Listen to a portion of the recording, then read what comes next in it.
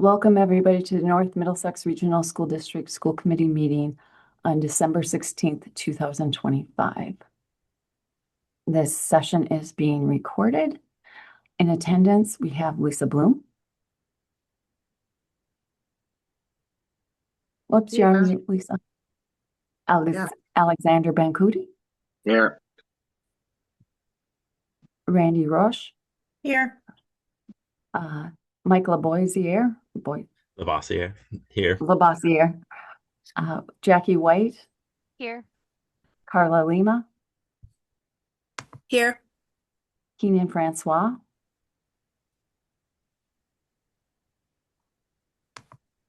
Keenan. Oh. Kim's joining now. Keenan, can you hear us?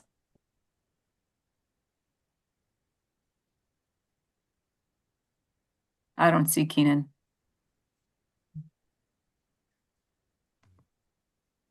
And Kim Craven. I'm here. And myself. In administration that's attending, we have Superintendent Brad Morgan. Here. We have Kevin Comier. Lori Smith. Dr. Reese. Anne Marie. Here. And Robin Ivy. Did I get everyone? All right. May somebody make the motion to go into executive session? I move to we go to executive session. Oh, Well, do I need to read the full? Yes, The full. that is one of yes. All right. Let me pull up that so I get that. Should that be in the agenda? Yes, it is. Yeah. I did have the agenda pulled up. I just lost the tab.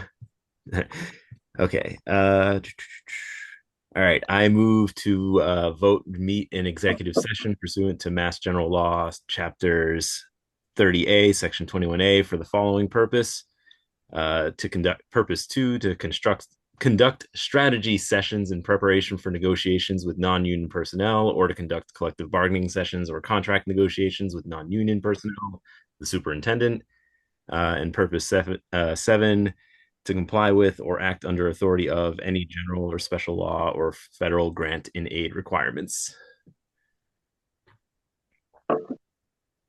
And then should I list off all those? Yes, please. Okay. Executive session minutes dated April 10th, 2025, and May 19th, 2025, and June 10th, 2025, June 13th, 2025, October 11th, or October 21st, 2025, and November 18th, 2025. And the committee will be reconvening. Do I have a second? Second. Oh, okay, that was Mike and Alexander. All right, roll call vote. Lisa Bloom. Yes. Alexander Bancuti. Yes. Kim Craven. Yes. Jackie White. Yes. Keenan Francois. Yes. Randy Rush. Yes. Mike Labossiere. Yes. And myself, yes. And again, we will be reconvening in open session.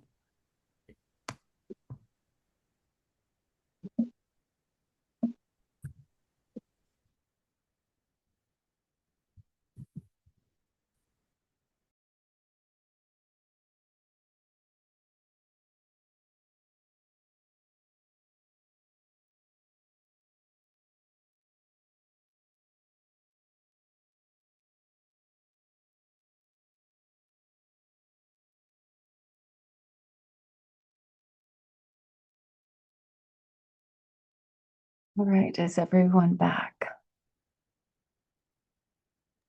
I'm promoting them now, so they're coming in. We promoted a Karen Walsh. No, that must have just been an accident. Okay.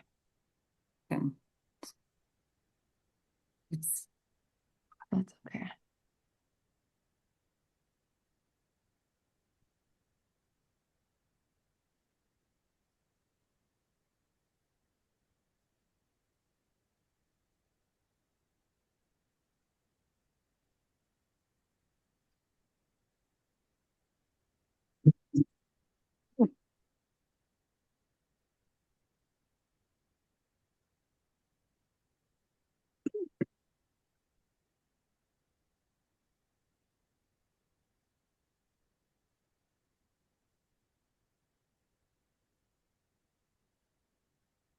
So I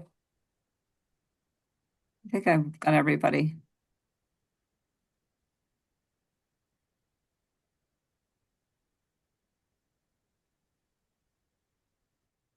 All right. But Karen Walsh is still showing up. Yeah. Hold on.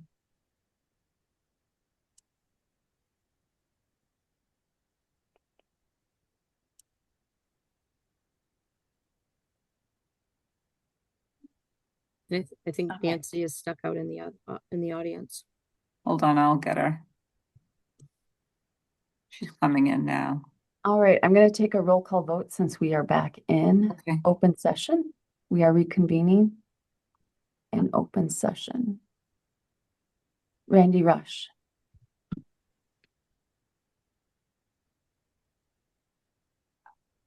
Lisa Bloom. Yes. Keenan Francois. Yes. Jackie White. Yes. Alexander Bancuti. Here. Carla Lima. Yes. Mike LeBoy. Bossier. Here.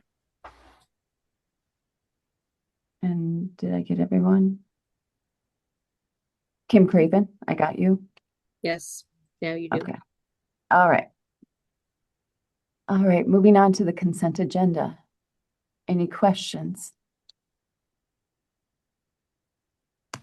I will take a motion to approve the consent agenda. So moved. Keenan Francois and Lisa Bloom was the second. All right. Roll call vote. Lisa Bloom, Yes. Randy Rush, Yes. Jackie White, Yes. Carla Lima, Yes. Keenan Francois, Yes. Mike LeBossier, Yes. Alexander Bancuti, Yes. Kim Craven, Yes. and myself, yes. Moving on to public comment. Robin, did we have any public comment? No, we did not. All right, moving on to the chairperson report. We did have a great working session last Thursday of the school committee where 5 of us met and we're putting forward some goals, which we will review later tonight. And Randy and I are taking on the norms and protocols and going to come up with a document for that.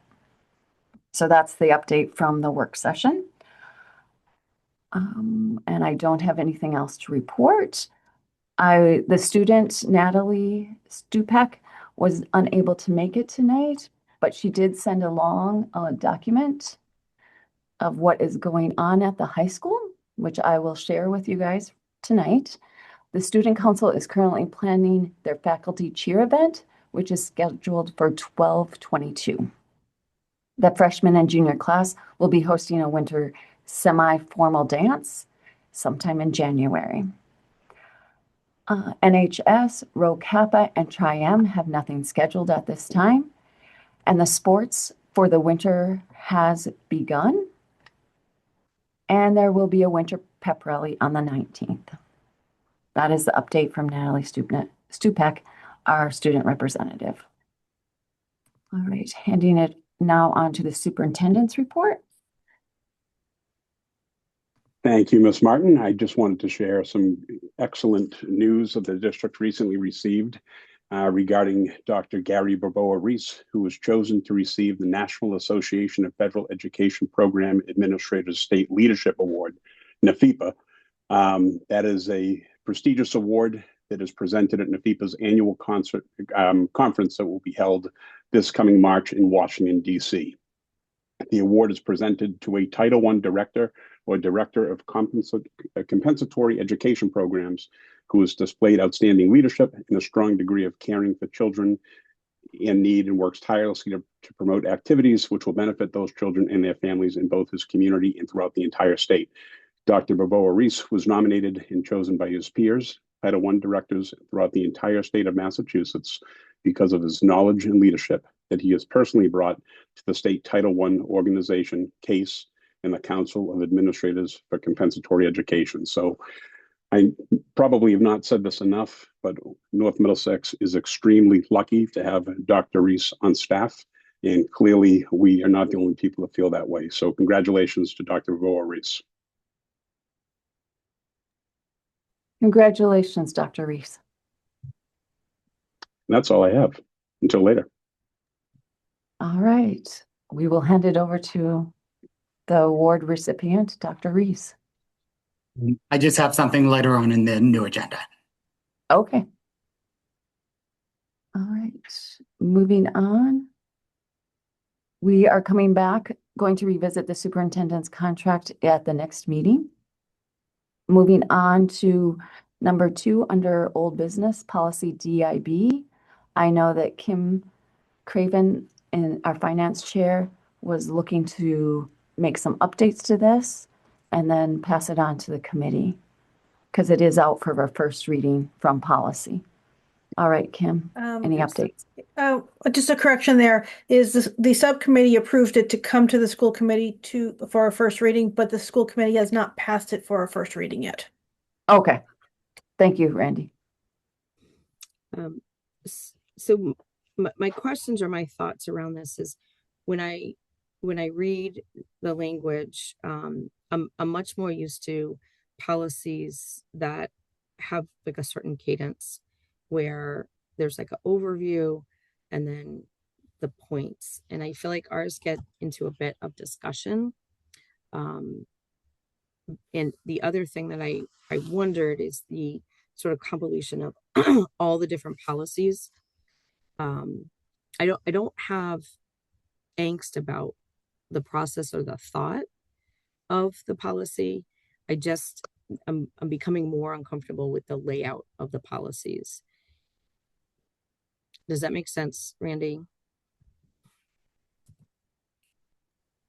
Yeah, I think so. But if you can provide, edits to it, at least something in the kin with what you're looking for, that would be much more helpful than just explaining what you would like and then having me try and work with the subcommittee to come up with something. So can I take it for a second, Kim? So Of what course. Kim is talking about is like how we state the law down in 2 of the sections. Let me pull it up.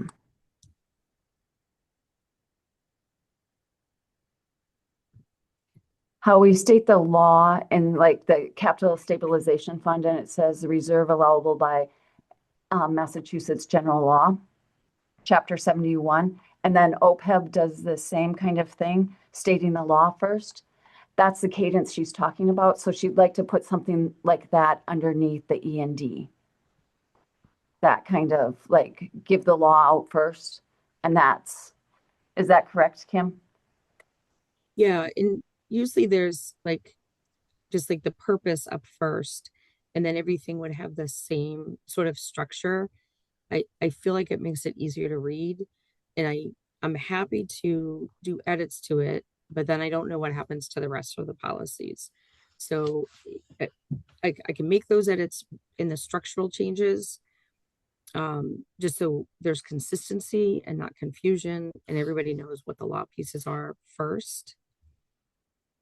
And then just making sure the language, because we all want to strive for those reserves to be, at the allowable maximum and to not go into deficit. So I'm okay with it. It's just more the structure of how it all falls underneath itself. Again, if you're really just looking to kind of move things around, the easiest way to go through this would be for you to submit what you're thinking, and then we can review it. As far as other policies, it's going to have to be on a one policy basis as we go forward.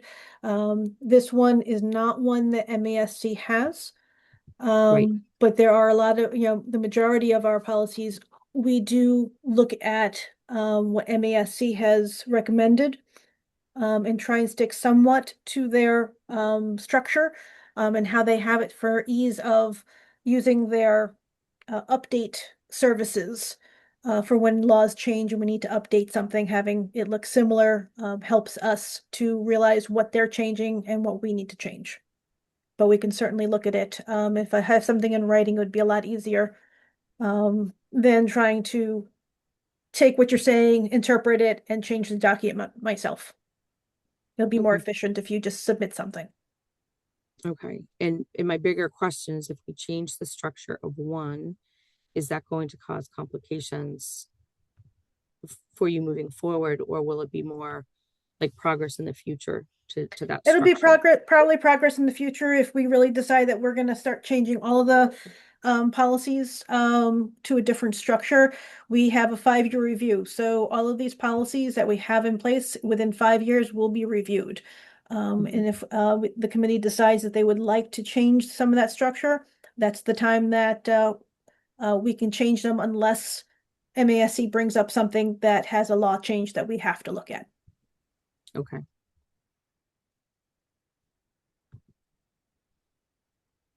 Okay, so I'll submit that over to you for the policy committee, and then you bring it back to all of us. Is that how that would go? Okay. Yes. When's your next meeting, Randy? It would be the beginning of January. Yeah, we have one on the 6th. I think that's a Yeah. 5-year review. And Yep. then I think you could have one 2 weeks after that, Randy. Yeah, I think the Yeah. 20th. I think it's the 20th only because, 20th. yeah, the 6th and the 20th. Okay. The 6th not a problem, and that puts it still before the budget year, Randy, which I know is important for you. All right. Any other questions or concerns about DIB? All right, moving forward, we are going to the programs of studies. Principal Smith will be presenting. Evening. Would you like me just to go over the changes, or would you like me to go through the whole program of studies? How would you like me to do this? I think usually the changes are a great place to start, and if we have questions, you can go in deeper. Perfect. And Ms. Smith, before you begin, tell everybody, because they're fairly new to this, what the program of studies is and then how it evolves a little bit, just a little background, like a few Sure. minutes on it. Thank you. Program of studies is all the courses that we offer here at the high school for the students grades 9 through 12. We have it in the program of studies is done by department. It talks about the graduation requirements. What it has is the course. It has what level it is, if it's college prep, accelerated, or advanced placement. It will tell what grade levels are appropriate for it, what the credits for are, either half year, which is 2.5 credits, or a full year, which is a 5-credit course. Then it gives a description about what the court, kind of what it entails, so the students and the parent, the guardians can make decisions about what classes they're looking to take. We try every year, we go through as the department chairs in the different departments, go over their section of the program of studies and talk about what's irrelevant and what the students are looking for, what we have. We just try to keep it updated so it helps students, especially with the electives, for what things that they might be wanting to look for and maybe they want to do in college. So they can kind of get their feet wet here to kind of see if that's something they're interested or not. Any questions on that? Okay, so the first part is in the program studies is the business department. We are deleting or not going to be offering advanced accounting, which is a semester course. That has been in the program studies for at least the last 4 years, and it has never run. It's an advanced accounting course that it's a half year that students seem to be interested in. They are more interested in taking the full year accounting course, and they kind of get that. So we're going to take that out of the program of studies because we would like to offer a new advanced placement course called Business with Personal Finance. That is going to be a full year advanced placement course to add to the list of the ones we have. We have a lot of students that are interested in the business field and take all the courses we have in the business department, and just having something that could kind of further them along with the business, and with added of the personal finance, which we all know a few years ago is now at the high school due to our civic action project for our students. So this is just enhances what we're already offering, that allows people to get more insight and information for where where they go after graduation. The other thing in the business department that we have changes is you'll notice that we have 4 courses that we're still going to offer, but we're going to offer them every other year. So in the students' 4 years, they're going to be able to have an opportunity to take it twice. And this is so we can offer more sections for students during the year. So there's more of an opportunity that's going to fit in their schedule. So we still have the courses and they'll be able to take it. But, you know, instead of offering all the options every year and not being able to even run some of the courses, because we only have one business teacher, we'll be able to run these courses every other year and to be able to have more sections so the students can actually fit it into their schedule. We've done this in other departments. A couple of years ago, we started this and it's worked out really well. Any questions about the business department? All right. Okay, so the next one is the engineering and technology department. We're not taking anything out of this department where we have a pretty good interest in what the students want there. The only thing that we're adding is a new course that we've been notified through Project Lead the Way, and it's called Principles of Artificial Intelligence. As we all know, AI students are using it all the time. And this course is specifically, it talks about how to utilize it, but it's in the engineering world.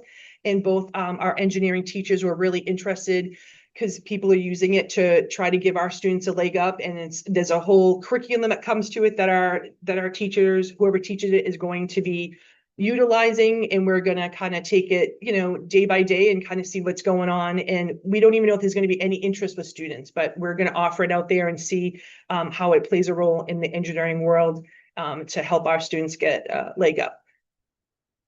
Any questions about engineering and technology? Oh, looks like Randy, you have a question. Randy. I guess I'm wondering how, why we're looking at an artificial intelligence course when the district is just starting to look at how we want to have AI in the district.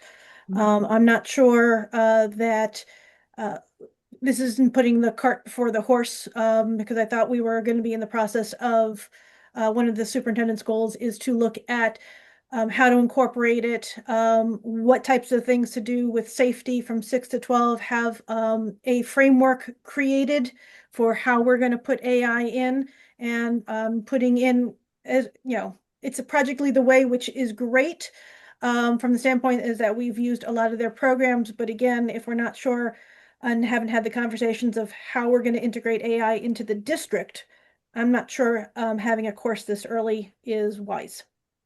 Valid point. I totally understand.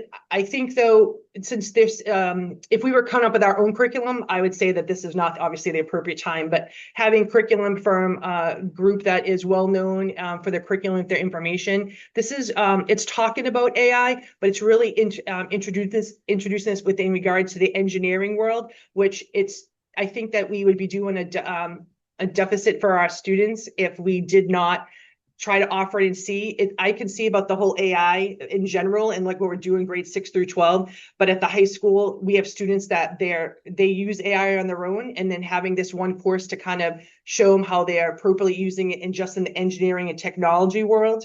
I think that maybe that would be beneficial to our students. I'm not even sure that we're going to have a lot of students that are even interested in, to be truthful. But I do know that our teachers and in the engineering field and other teachers were interested when they saw this come out from Project Lead the Way, that they thought it would be beneficial for our students. That's why we put it forth.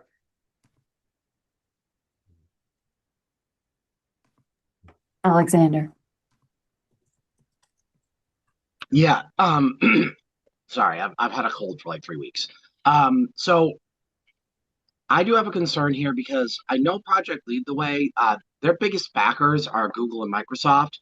And they're both very heavily invested into this AI trend. And I'm concerned that, we have all these big giant companies that have bet the farm on AI, and now they're trying to put it into schools.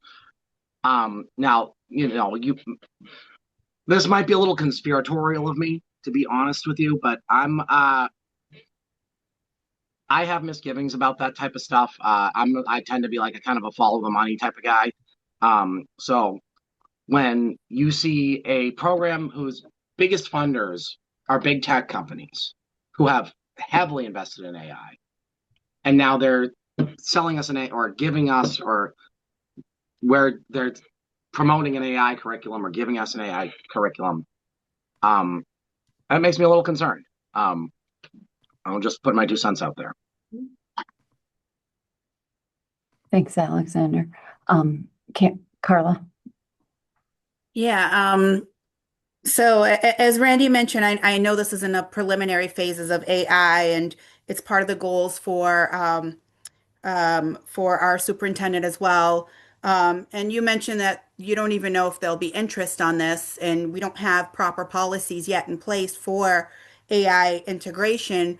Would it not make sense to table this to the following year, until we have all that figured out, especially since there aren't that, potential much interest in that particular class at the moment? Kim Craven.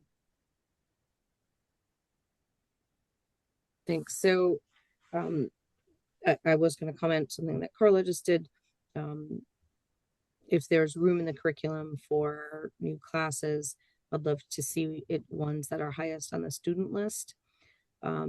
I'm not opposed to an AI class, but if we're going to, extend effort on it, it would be good to test the waters to see how many students would want that class. I do see it a little bit separate than the operating policies, but yeah, so not opposed to AI courses, but just ones that there's interest in. So in order to do interest, we offer the course and then we see who is interested in it. And that's how we decide in the end for all the courses besides graduation requirements, what we're offering next year and if we're going to be running it or not. So our engineering teachers did put it out there to engineering, like their classes, and started talking about before they brought it forth to me. And there was students that were interested. What I mean by interest is that is it going to fit into their schedule? So we'll have people that are interested, but it will depends on how many, because we need to have so many kids in order to run a class, and then see how many of them fits into their schedule. Okay. So can you help me just understand this part of the process? I appreciate that additional explanation. So basically, no matter what the class is, it gets put out there, and if it's not filled, it doesn't run, and you put something else in its place. No, so it is, it's whatever's in the program studies that we're offering, that's the courses that we're putting out there for students to choose from. When we get the numbers after every student goes and picks their classes, and then the guidance department goes over every single student and what they pick to make sure they have what they're supposed to have for graduation requirements, and then make sure and check their electives to make sure they have 7 classes in there.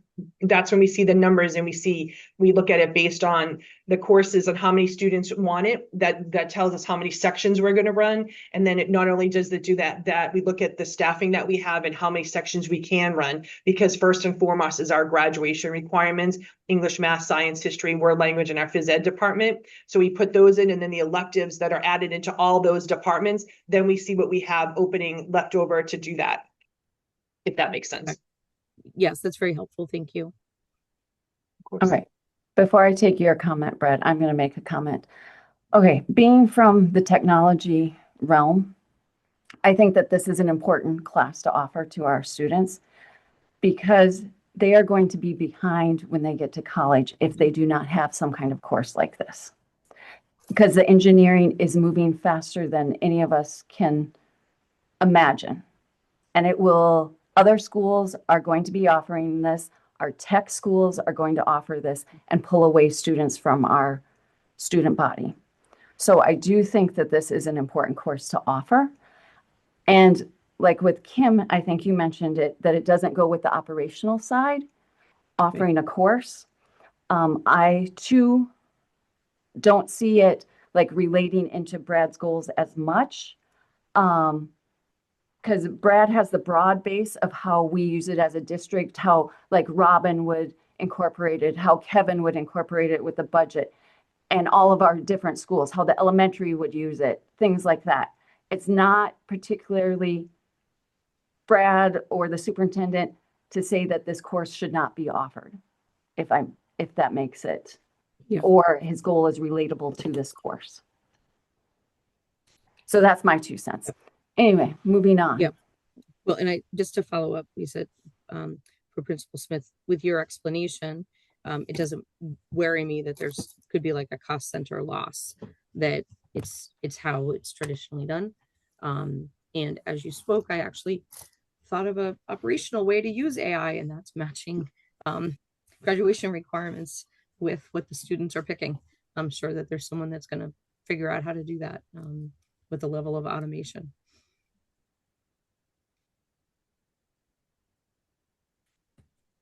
Sorry, Mike.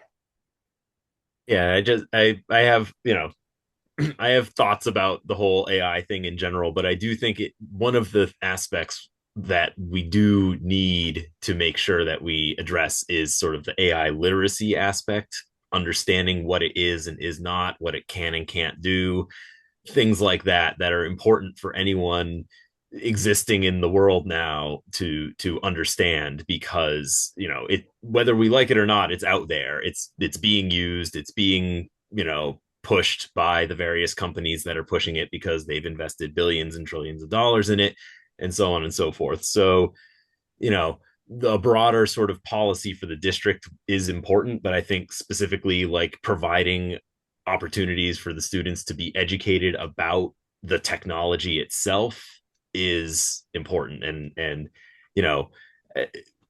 the whatever the motives of the people behind Project Lead the Way are, I think that we can sort of trust that our teachers are going to be looking at those materials with a somewhat critical eye, and incorporating their own thoughts about what's being said to them, and what's being provided, and can sort of guide the students as much as possible through that. And it's going to be difficult because this is a fast moving field with lots of stuff happening and things are changing day to day, but it's worth at least making the effort to get this information in front of the students because they need to be critical about it.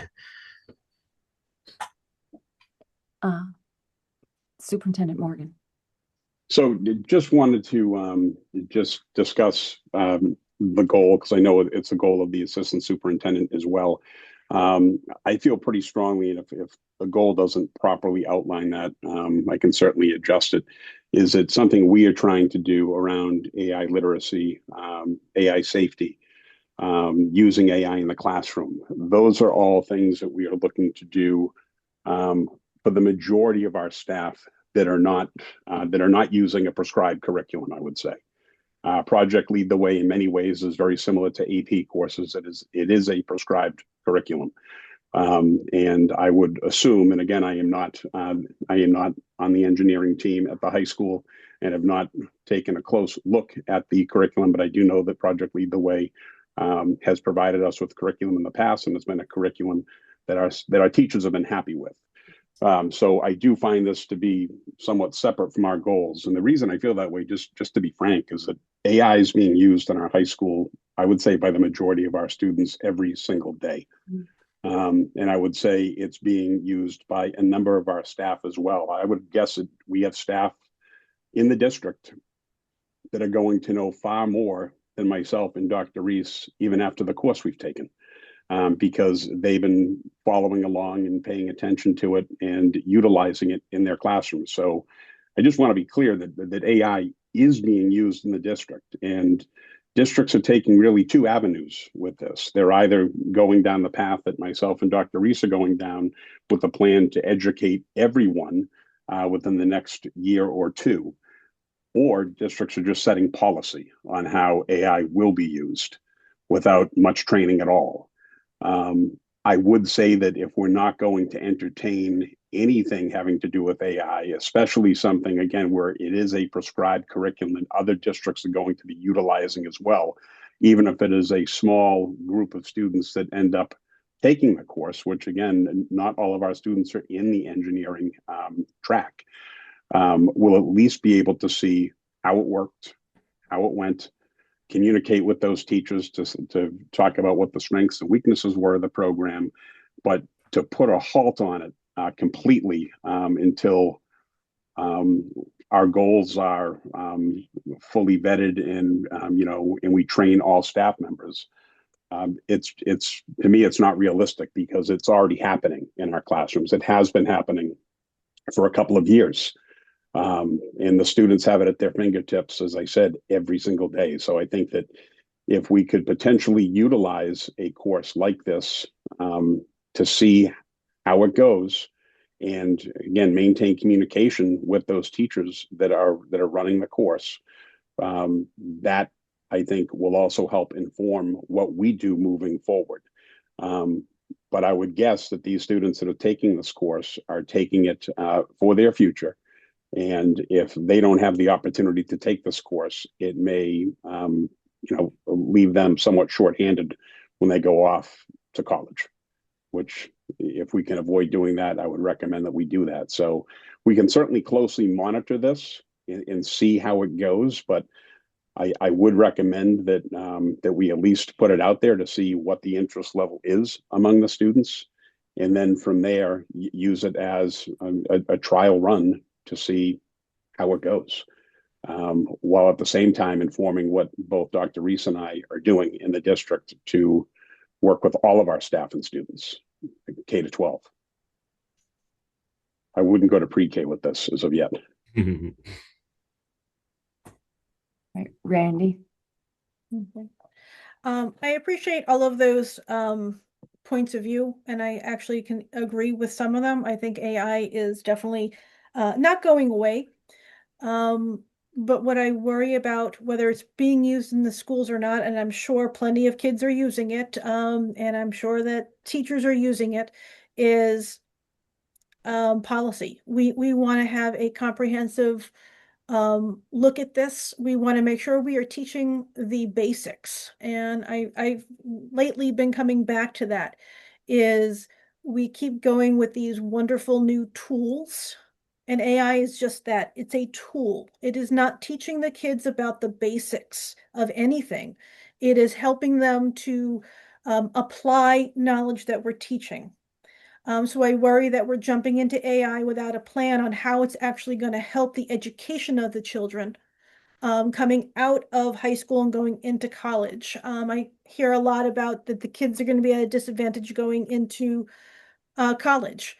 It's a tool, easily learned at any point in time. Colleges are teaching it as part of their courses, as well as I work at UMass Lowell, and I'm keeping an eye out. Is they're doing a series for teachers right now on how to take AI out of the classroom and go back to critical thinking, because the kids are coming into college not knowing the basics, not knowing how to do the critical thinking because they have AI that they've been using.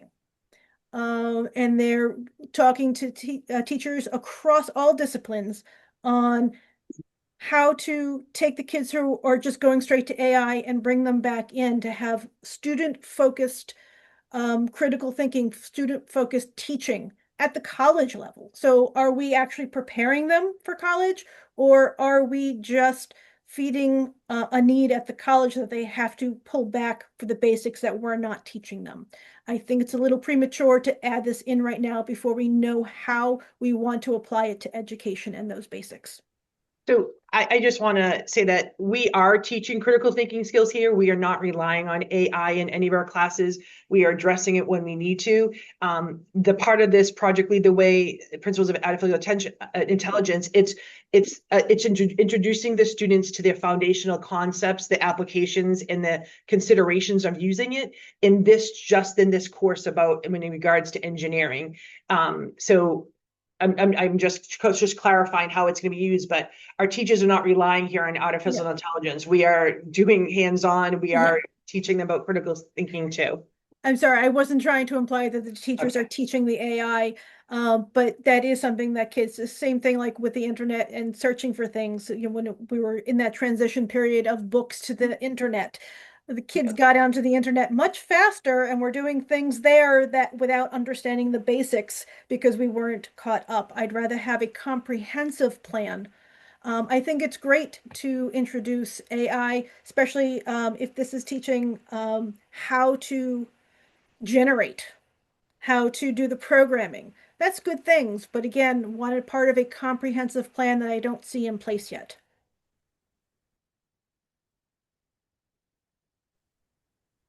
Keenan? I don't think we should let perfect be the enemy of good here. I think it's great that we're trying to expose the students to this technology, which is critical every day. I'm a quantitative economics student at UMass Lowell. I use AI every day in a variety of forms. No, it doesn't do my work for me. Um, but if you don't know how to use it, then you are going to be left behind. And there are people who don't know how to use it, and it makes their life very difficult. I think policy is needed, but policy takes time and technology is not waiting. Um, Considering this is a project lead the way course, we didn't develop any of this curriculum. I took a project lead the way course. I took multiple during my time at the high school. They're well done. The teachers are highly qualified, and I trust them to do their job to conduct business regarding AI correctly with good intent. Um, I think we can let policy come and follow and be well informed. I think this course could be very good for to inform the policy. But we at this point we don't even know if this course is even going to run, as was mentioned earlier. We don't know if there's even going to be adequate interest. So I do think we've spent a lot of time on this discussion. And if someone would like to make a motion regarding it, then that's absolutely your right. But I think it might be prudent given the time to keep going down the list in the program studies. Alexander, do you have something to add to the conversation? I just want to say, yeah, AI literacy is great. If that's the point of this, is AI literacy within engineering in a very narrow, focused field, that's okay with me. But I do think we really need some more comprehensive policies on AI here. And I think we do need an abundance of caution. We teach kids how to do math on paper before we have them using calculators. And it is a mistake to skip the teaching the math on paper and go straight to the calculator, no matter what people say these days about computers doing all your thinking for you. My students use AI to cheat, flat out. That's what they use it for. They use it to cheat. And I know this course isn't how to cheat with AI, but we really need to be very cautious about this. I'm speaking from my experience here as an educator too. My students use AI to cheat when they use AI. And they use it as an easy way to cut out thinking, to be like, I don't have to think because the computer can tell me what to think. That is sending them back. And like, especially when I'm not going to get into my next point. I'll just let this continue. All right. Sorry. I think it's time to move on to the next course. Lori? Sure. So the next department is English Language Arts. That department has no changes, additions, or deletions because they made some changes the last couple of years and they were still moving forward with that. In the mathematics department, we are deleting Algebra 2, and that's just the third phase. And what we've been doing out for the last few years is phasing out the courses that are not aligned with. We have two different options, and we're going all with one option: the algebra and geometry, the algebra 2 geometry, and then the trigger pre-calc. So algebra 2 is the third year, was the junior year level, so that we're phasing out. So we're just deleting the course that we've been on the same track for the last few years, so that all students take the same courses. Other than that, in the math department, that is the only change. In the performing arts department, we're going to be deleting screenwriting and filmmaking. There's not a lot of interest there, and the teachers that we have in the performing arts class, these are not their area of expertise. So they're moving on from that, and I'm going to talk about something that we're going to be adding in the socials department that might help with some students that are interested in that. The changes there, we're just making a change to history of the rock and roll title to history of popular music. It's more student interest and it's more up to date. And we're hoping to get more students that are not necessarily performers, but to get them in the performing arts field, to maybe get in the music world to do something else. In the physical education department, we're going to be taking out lifetime fitness. We already have low, medium, and high impact courses. We had a couple of medium impact courses, so we're going to be taking this one out, and we're going to be adding another. It's actually our first elective in this department, called Foundations of Sports Medicine Athletic Training. We have a high interest over the last few years for students that are interested in sports medicine and or athletic training. And we think that this is the perfect time to help students with this course. We have interest with students and we have interest with faculty and have some knowledge. The PE department teachers have also been consulting with our director of nursing, Catherine Hampson, about CPR training and all that stuff too. So it's actually going to be a few different people helping out in this department. In the science department, we're looking to take out of the program of studies advanced AP Physics C mechanics. It hasn't run in over 3 years. If there's a minimal interest, it's like one student. We're still going to have our AP Physics course, so we're taking that out. We're also taking out accelerated physics, and the reason being is we have a new teacher that's teaching the course, not new to our school, but new who's doing physics, who's training it. There's not a lot of difference between the accelerated course of physics and the AP course of physics. So we're looking to go back to having a college plus physics and the AP physics. Our numbers are very, very small in the accelerated physics classes, and we only had one section this year, and those kids that are in that class could absolutely be taking the AP physics class. So the science department is requesting that to be moving forward with that. In the social studies department, we have not had a lot of interest in engaging our community as an elective, so we'd like to delete that. That's been happening over the last few years. We've seen a decline, but what we would like to add, because we do have an interest is NM Media Productions. We do have the TV studio. We do have all the equipment to do so. We do have a social studies teacher who has been doing this after hours and during advisory of some students that are interested in doing this and putting stuff together. So we put it in the social studies department to be able to do that. It kind of goes for students that are interested in kind of like screenwriting and filmmaking. It's just a different avenue. So we're looking to ask any of those students that are interested to kind of join that class. We also have the changes we just updated the title. Instead of just topics in modern world history, we're talking it's special topics in modern world history, just to be a little more accurate about what that course is going to entail. Special education is staying the same with the stuff that this classes and courses we're offering. We are going to be looking in specialized programs to take out virtual high school. We are not offering it this year, and it is not going to be offered next year. For the multi-language learners, we have some additions and changes. We're adding English learners ELA. It's something actually that we have needed for students based on what they need for courses. We actually did run it this year. We added in based on some students that moved in. So now we're adding it to the program of studies to meet the student needs. And all we did was just update the description of English Language Learning 1 and English Language Learning 2, just to be more up to date, because that description has not been updated in quite a few years. Then see the next page. And the next thing is Visual Arts Department. There's a few changes, just in changes with levels. Ceramics, in the ceramics area, ceramics 2, ceramics 3, wheel throwing, and then drawing and painting 2 and 3, and then graphic design 2 are all actually at an accelerated level, and it's all been college prep in the program of studies. So we are changing that to accelerated. We're keeping the level 1, ceramics 1, drawing, painting 1, and the foundations courses all at college prep, so students can still take that for their graduation requirements, and if they want to move on, it moves on and it will be accelerated. And then we just changed some of the courses to for different grade levels to open it up for some other grade levels. In the world language department, they've made some changes over the years, so everything is staying the same in that department. And that wraps that up. Any questions? All right, Lori, I think you need a glass of water. That was a great rundown. But Keenan has a question for you. Sure.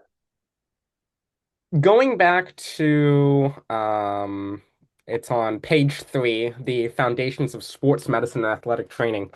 I assume there's a reason. Why doesn't this class qualify as a physical education for graduation? Because it's an elective. They don't have any electives in their department. They already have what their 4 years of requirements are. It's foundations of fitness in their freshman year, it's wellness for sophomore, and then they have the PE courses junior and senior that they can choose. The department wants to keep that as that because those are actual graduation requirements, and they want to add this elective in and see how it is. It's kind of it's different. There's not a lot of physical activity in that, where the rest of the courses are physical activity. So those are the graduation requirements that they're sticking with. Okay, so it's just a departmental decision. It's a departmental decision, and it's also based on the physical activity for a gym class. All the graduate requirements have a portion that they are, which this is not going to have that. Okay, thank you. Of course. All right. Anyone else have any questions for Lori or Mrs. Smith? Sorry. All right. Do we need to take a vote? I believe we do. Do I have a motion? Sure. I will move that the school committee vote to approve the 2026-2027 North Middlesex Regional High School Program of Studies as presented. Second.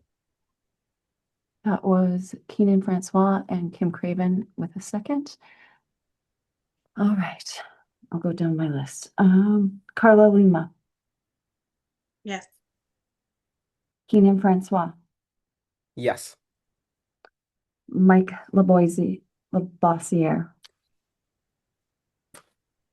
Yes, Mike? You're on mute. Sorry. I am on mute. Yes. Alexander Bancuti. I think I'm going to abstain. All right. Kim Craven. Yes. Lisa Bloom. I'm going to abstain too. Randy Rush. I'm gonna say no just because of the AI. You know where I stand on that. All right. Jackie But I White. do like the other ones. Okay.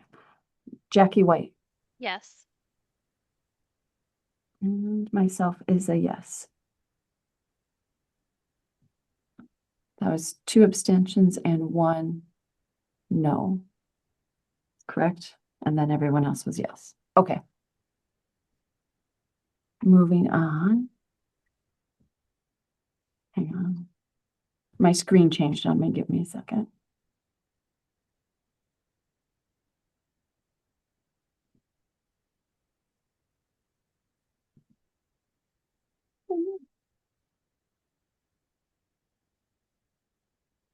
I think the next one is Ashby AD&D or grants. Yep. The Dr. grant Reese. for Dr. Baroa Reese. All right. Go ahead. Good evening again, everyone. So I'm pleased to share that we have been awarded another grant. This grant is through the Massachusetts Executive Office of Administration and Finance in the amount of $60,000. It's the FY26 Municipal ADA Improvement Grant. And through this grant, what we'll be able to do is conduct an ADA self-assessment. They call it a self-assessment, but basically hire a company to do an assessment of the buildings in Pepperell and Townsend to identify any potential areas of ADA non-compliance or needs for improvements. What's nice about this grant is they've done this for multiple years. This first year, we're applying for the planning grant, which allows us to do the self-assessment.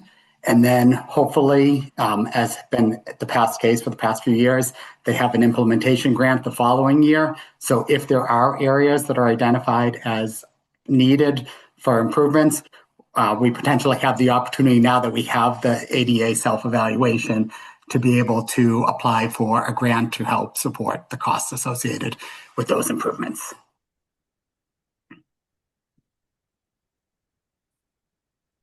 Randy. Thank you very much for applying for this. I think this is really good. I'm glad that there are grants out there that are trying to help schools with some of these structural issues. My question is, you have listed the schools here, being that the school committee has not had a final vote on Ashby. We don't know at this point in time, would that be able to be added if something changed? Great question. So back in May, when the information about the grant was first shared with us, I had reached out to each of the 3 town administrators because there were components of the grant that they needed to provide in order for us to submit the grant. At that time, I received a communication from the Ashby Town Administrator that they were applying for the grant on their own, and they were including Ashby Elementary as part of their application, so they wouldn't be applying with us. Thank you. You're welcome. Anyone else have any questions about the grant? Kim Craven. This might be something for the next section. So if I'm in the wrong place for this question, just defer it. Thank you, Dr. Reese, for applying for the grant and explaining why Ashby is not on it. But if Ashby didn't get the grant, how do we then have the Ashby school do the same level of review? That would be a cost outside of what we could cover through the grant. So basically something that we as the school committee would have to request Ashby to do. Okay, thank you. All right. Any more questions? Somebody want to make the motion to accept the grant? I will move that we, I'm sorry. Go ahead, Randy. Go ahead. Okay. I move that we accept the grant for the ADA or FY26 ADA municipal grant from the Massachusetts Executive Office of Administration and finance totaling $60,000. Second. Okay, that was Randy Rush and Alexander Bancuti has the second. All right, roll call vote. Alexander Bancuti. Yes. Kim Craven. Yes. Lisa Bloom. Yes. Randy Rush. Yes. Jackie White. Yes. Carla Lima. Yes. Keenan Francois. Keenan. Yes. All right. Mike Labossiere. Yes. And myself, yes. Thank you. Thank you, Dr. Reese. All right, moving on to the next item on the agenda under number 3, we have Ashby Elementary School ADA compliance. You guys will see in your folder that there was a complaint filed for ADA compliance with the town of Ashby. And this pertains to their walkway in front of the building and parking spots for handicap accessibility. And they are coming into the district, or the inspector is coming in from the state, coming in on Thursday. Is that correct, Brad? To do an evaluation of the walkway and things. And I think Jeremy Hammond and Dave Amari will be there representing the school, correct? Superintendent Morgan. Whoops, you're on mute, Brad.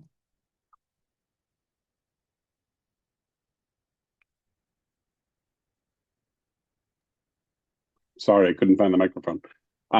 Yes, so it's my understanding that both Mr. Hammond and Mr. Amari are going to be there. I'm likely going to be there as well. Anything further on this? Anyone have any questions?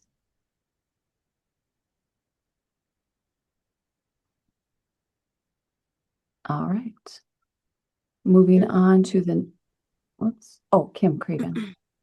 I'm just wondering for planning purposes, if we would be able to get the results of that before our next meeting and before the next finance committee meeting, which is the 13th of January.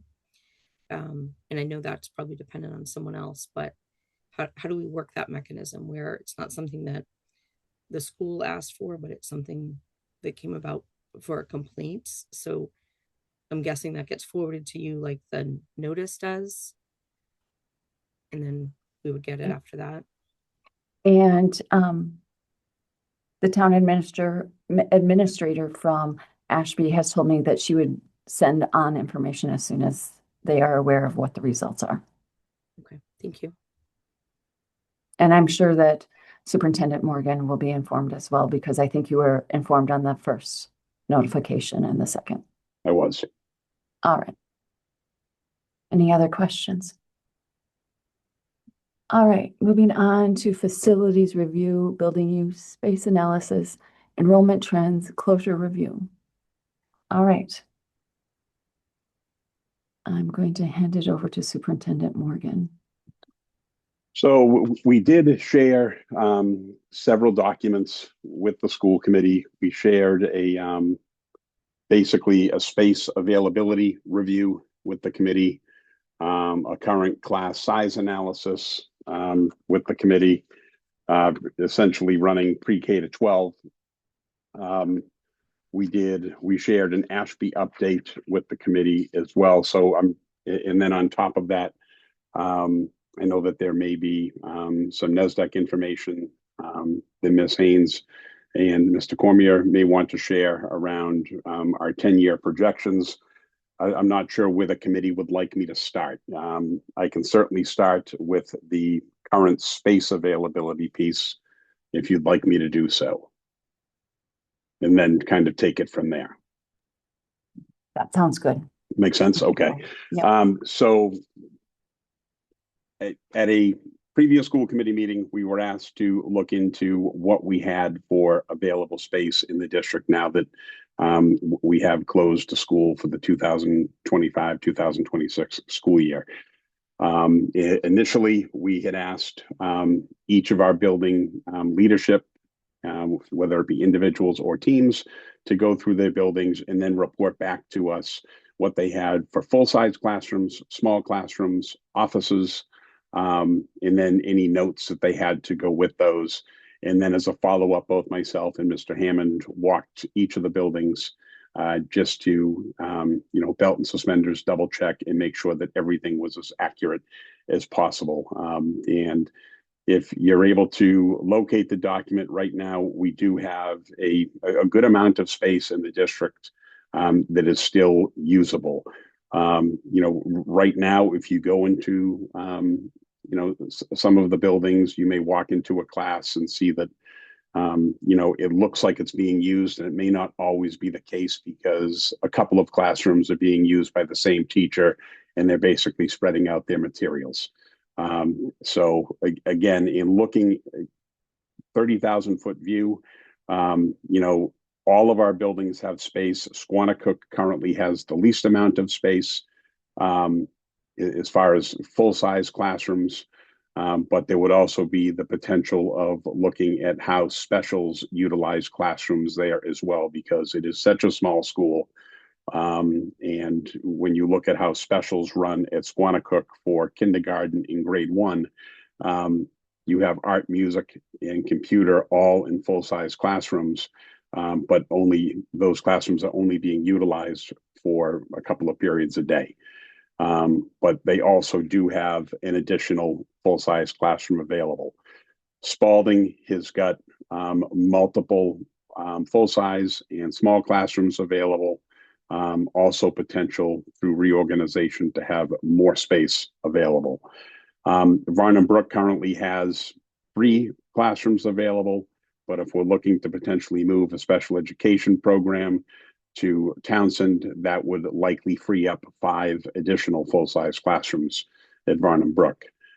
Hawthorne Brook has got 5 full-size classrooms, 3 small classrooms, and then again, there is some potential through how classrooms are being used to potentially have even more space at Hawthorne Brook. Nissitissit, same situation. They have 6 full classrooms open. They do have an office available as well, and there's potential there to have more space as well if space is looked at a little bit differently than we are right now. And then moving on to the high school has got 6 classrooms open, full size, 5 smaller classrooms, and then all of the central office spaces that are currently being utilized as well. Now, the things that we've talked about when we look at these spaces is how do we want to move forward with the district. I will say, and it may come up in discussion later, that I was asked by a TA at one of our budget summits to look at what closing another building in the district would look like. And realistically, that would likely lead to redistricting and possibly lead to some other decisions that would need to be made as well around where pre-K is housed. Do we look at moving 8th grade to the high school?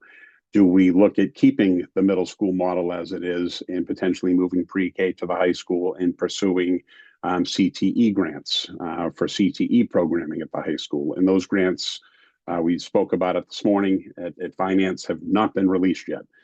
They were supposed to be released in the fall. They have still yet to be released. Do we want to look at the potential of bringing a recovery high school to the district? All things that could potentially help retain students in the district, potentially provide other opportunities for students in our district, but beyond that, potentially provide opportunities for students from other districts to tuition into NM outside of school choice, whether it be a recovery high school or a CTE program, which would be students tuitioning in at the per pupil cost, which would be very different than what school choice is. So that would potentially help the district as well. And then ultimately just looking at central office and the need for central office to potentially be flexible. The fact that we may have to look at being spread out throughout the district and not all being in one location in order for some of these plans to work, especially if we close or look to close a second building, which we are looking at right now, and we will be submitting information at our next finance committee meeting as to what that may look like. And again, that's something we've been asked to do. So we are doing our due diligence to look at that and do it. And ultimately, it'll be brought to the committee to potentially look at that and make a decision. Questions on the space allocation currently in the district? And that is with all the buildings with the exception of Ashby being open moving forward. Obviously, if there's a decision to reopen Ashby, that would create even more space. Randy.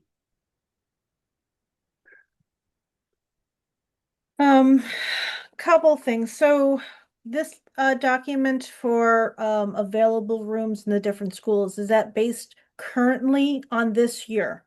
And if so, with the STEPS program, is it that's moving? Potentially. What does that make Townsend look like? As far as how many classrooms are going to be needing to go into Squanicook, how many to Spalding, how many to Hawthorne Brook, and what does it make those schools look like? It'd be really nice to have something from the special education director on number of classrooms, what classrooms need to be joined with different classes, different grades, because I know a lot of the inclusion special education programs need to be with their same grade so that they can go in and out of the classroom for the most inclusion that they can possibly have. So having some of that to know how, if we move programs, what is the space available and what's it going to take up? Also, you've mentioned a number of times of the 8th grade moving to the high school, whereas I've warmed to that idea, and I think it's great to be thinking outside the box. The high school is the one school that we actually know what it was built for as far as number of students, and it was built for 850 students with some overflow capacity in there, but mainly 850 is the cap. And I know we don't have a lot of special education programs there. So it's very different than looking at the lower grades for those requirements. If we're sitting at 650 at the high school and there's 250 between the two 8th grades, it won't fit. And then we'll have even more of a problem if we, by doing that, we achieve our goal of keeping more students in the district. We'll be way over even the surge capacity that we have at the high school. So whereas I think it's a great idea, I don't think it's feasible with the size of our district right now. So I think we should, use our energies to talk about things that actually can be put into place. The preschool going to the high school, there's room for it. We have to take a look and see about how the students get in and out of the building. But that's, yeah, completely different topic. It's so hard looking at this. I'd really love to have more of a story told to us as far as special education future needs. I know we're looking to bring in more programs, how many classrooms and at what grade levels are that's going to be. Because I'm not 100% convinced that saying we have these rooms free actually means that the schools get everything they have. I see a lot of things talked about for surge capacity. I look in here, one of the comments is taking a comm room away in order to manipulate to get more space. Are comm rooms something that are needed, are beneficial, that we should look at keeping in addition to classrooms? It's just different information like that is, what does the district look like when we have everything that we need and the class sizes as well? Because I think it's the middle school, especially at Nissitissit, have very large classes right now. If we bring that down to the class sizes that we want, how many more rooms is that going to be and take up that's free right now? So I just don't see a full picture here. Well, again, I think it's going to be difficult to provide. I don't think there's any situation that's going to be 100% accurate at any given time, just because of potential changes that could happen. As far as whether or not there's space in the district right now, these spaces are not. It's not whether or not they are open. They are open. The full-size classrooms are available. If we were to say take the STEPS program and move it to Townsend, we're not questioning if that will fit. It will fit right now. Even if we do have, even if we look at the potential of addressing some class size issues that we have, it still would fit. All of the notes, whether it be taking comm rooms and things like that, when you look at a school like Spalding, talking about losing their comm room, that's if they also utilize those 5 extra classrooms and 3 small classrooms. And then the fact that if you look at Spalding, they're using 3 rooms for music right now, and they likely only need 1. So some of this, and there are still other spaces at Spalding that are not being fully utilized. So there is definitely space in the district right now for addressing the class size issues that we have, addressing special education program movement, because essentially the rooms are already there. And right now, as the class size is, we can look at that in a little bit. The class size issues are not significant across the board. They're significant in certain areas, which again can certainly be addressed. And how we address those doesn't necessarily mean that we're going to be hiring more teachers. It may be a change in schedule and a change in the model that we are using in order to accommodate that. Because on top of that, we have to look at, in addition to addressing class sizes, we also have to make sure that the budget we're putting forth each year is as doable for our towns as possible. And right now, we do have some ideas on how we can address those class sizes without necessarily adding staff, but changing the structure and changing the way that we do things. And that could potentially help with class sizes as well. But again, right now, this is extremely accurate. And I only say that with full confidence because it was done with belt and suspenders. We had the principals do it first. And then myself and Mr. Hammond literally walked through every single classroom in the district to check and make sure. And we're the ones that generated the questions over here on the side and the likelihood of there being even more space if we reallocate how things are being done, if that makes sense. Yes, it does. And I apologize. I thought you were done. No, and I was just going to say, as far as moving the 8th grade to the high school, that's a thought. but again, as I've mentioned previously, there aren't many thoughts that I'm having these days, especially with looking at the amount of capital work that needs to occur in some of our buildings, where in the back of my mind, especially if I'm looking at potentially adding CTE programs, where modulars are not going to become a part of the picture at some point, because they're super cost effective, they're large spaces, they're easy to maintain, easy to put up, they're pretty flexible as well. And again, if we're looking at potentially adding programs to the high school, whether it be special education, whether it be CTE, whether it even be, something along the lines of recovery high school, I think there are opportunities to potentially expand. And while it may be expensive initially, I think it would be very beneficial from a budget standpoint to the district moving forward.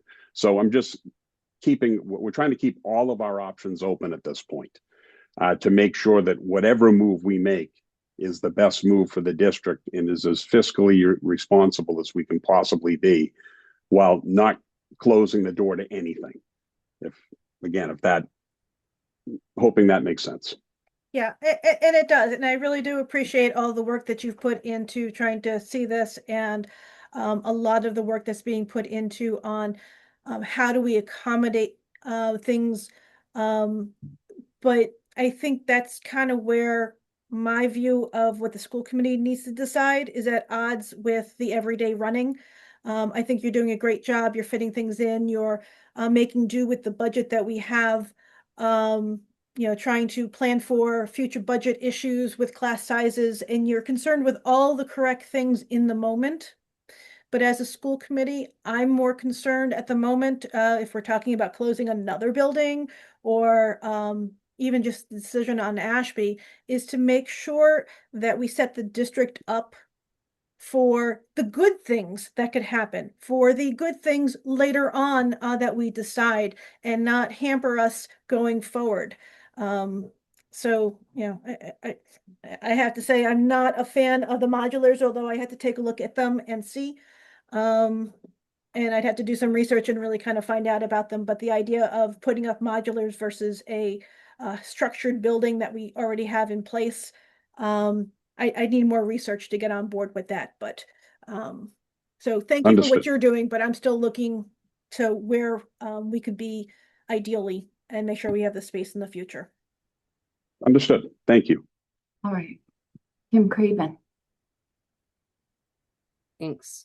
I know we're asking you to do a lot of work with looking at this, and sometimes it can be a little bit harder for community members and even our school committee members that are not in the facilities every single day. I don't know what's available in terms of school plans. Are they digitized? Is that something that we would be able to work with to kind of color code things? I mean, I'd hate to say that we print a bunch of them and we color them that way, because that's not as efficient as online. But I just know, like with mapping or runtimes for public safety, we have software at our disposal to use. I would think that somewhere in the architectural field, there's got to be something that these buildings can be put into as a model. So to say, this is what it looks like now, and this is what the change would be. So it was visual. And I don't know if that exists for schools or not, but I think that type of model would be really helpful. And strike me down, Randy, but to find an AI analysis that we could do in Excel of all the classrooms in the space and ask it what to configure, might be worth our time as well. So building plans being digitized, I know that we have them, and I know that we can share them with all of you. To the extent that they would be considered digitized, I would say likely not. But they're certainly something that we can share with the committee. They are overall pretty legible, but again, some of these are old buildings. And even the plans themselves are old and have been copied many times over. But that is something that Mr. Hammond has sent out previously. not necessarily to school committee, but to I believe he has sent it out previously to capital planning and to finance, but we can certainly share those with the entire committee so that you can see those. And we will work to make sure that all of these buildings are appearing on those as well and that they're appropriately marked. So I can talk to Mr. Hammond about that and work to get the committee something. We do have to be careful with the blueprints and just that it is a safety issue too, that a public document, things like that for intruder drills and things like that, just to be clear with the public about the blueprints. Mhm. And they would be shared confidentially with the committee. In the other area we might look to is just, office space when these big companies are moving facilities and, ones that are reconfiguring space because of remote workers. I'm sure that they have some type of tool that they're using that maybe we can find. Are you finished, Kim? Yes, thank you. Okay. All right, Carla. Thank you. I think I second that with Kim. I think, as much as we'd love to have that imaginary visual of everything in our minds when we look at numbers, coming from the construction field, when we talk to clients about certain perspective, everyone has a different one. But when we get that visual, physically see it, it just puts things into better perspective versus just saying this class, this school has X, Y, and Z amount of space. I think if we have something more tangible to visually and visualize it, I think it'll help. And then what Randy mentioned, and I know this is just, throwing things out there, but, the capacity in the high school. And then if we do bring in CTE and recovery into that, how much more students are we getting from different areas that will, I don't know the proper term here, or buy into the school, right, from different districts, different areas, and what does that look like for growth or potential growth? Has studies been done on that? If we do bring in CTE, are we getting a lot of kids from the other districts, and what's the potential of that? I think having more analysis to look at, I think will help in making that, in getting a visual for me at least. I know you're talking potentials, but I think having the study of it or analysis of it and sharing those data, I think will make things more visual for me at least, in that perspective. Yeah. What's expected when there is a CTE program or a recovery program opened up in this high school, how much new, enrollment, should we expect to have? Right. And just to be clear, as far as the CTE component goes, in order for us to get the grant or the state would have to see us as a viable location to address the overflow issues that currently exist at Monty Tech. Neshoba Tech does not have the wait list issues that Monty has. But additionally, Greater Lowell also has a lengthy wait list as well. So we may also be considered for both Greater Lowell and Monty, but the state ultimately would have to basically give us the grant and view us as a desirable location for students to access, so that students are not, in some cases, some of our I came from a CTE school, and where it had ag programs as well. We had students that were being transported close to 2 hours a day because it was statewide for the ag programs. So anyone in the state could apply and get in. So we obviously want to make sure that we're accessible. And I do think, having something in Townsend, it's not far away from Greater Lowell. It's even closer to Fitchburg, especially where a number of students are being placed on a waiting list and cannot access the CTE programming at Monty. So, but the CTE programming will likely not happen without the grant.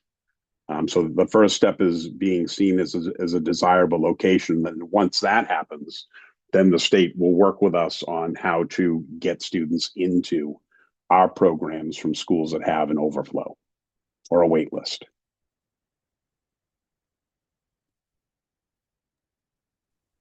Any further questions? I actually have one, Superintendent Morgan. With the Sure. CTE program, is there any indication to when they're going to release the grant? So I have a call with them on Thursday. So Okay. I'm hoping there was the associate commissioner for CTE has changed. So the person that I was working with last fall is no longer in that position. Someone else has taken over. So the hope is that I will be able to connect with that person on Thursday. Okay. And get information. But I was told as soon as it becomes live, I will receive an email. It has still not happened. I know Dr. Barboa Reese looks at the GEMS website daily. It is not out there yet. So they are certainly running behind, and it's unfortunate because for the most part, the grant is going to cover the program needs, and it can't be used for capital needs to address other issues that we may require to make a space CTE ready, which is why initially the focus would likely be on classroom-based things, such as something along the lines of early childhood if we move the pre-K to the high school. Looking at making the engineering program a full-fledged CTE program, looking at the potential of having a criminal justice program or a public safety program, because public safety has so much of a need right now. Biotechnology, things along those lines that are more classroom based. So it's less of a shop base, which would require such as a machine tool technology or advanced manufacturing, which would be hundreds of thousands of dollars in a complete redo of a space with ventilation and things of that nature having to be put in.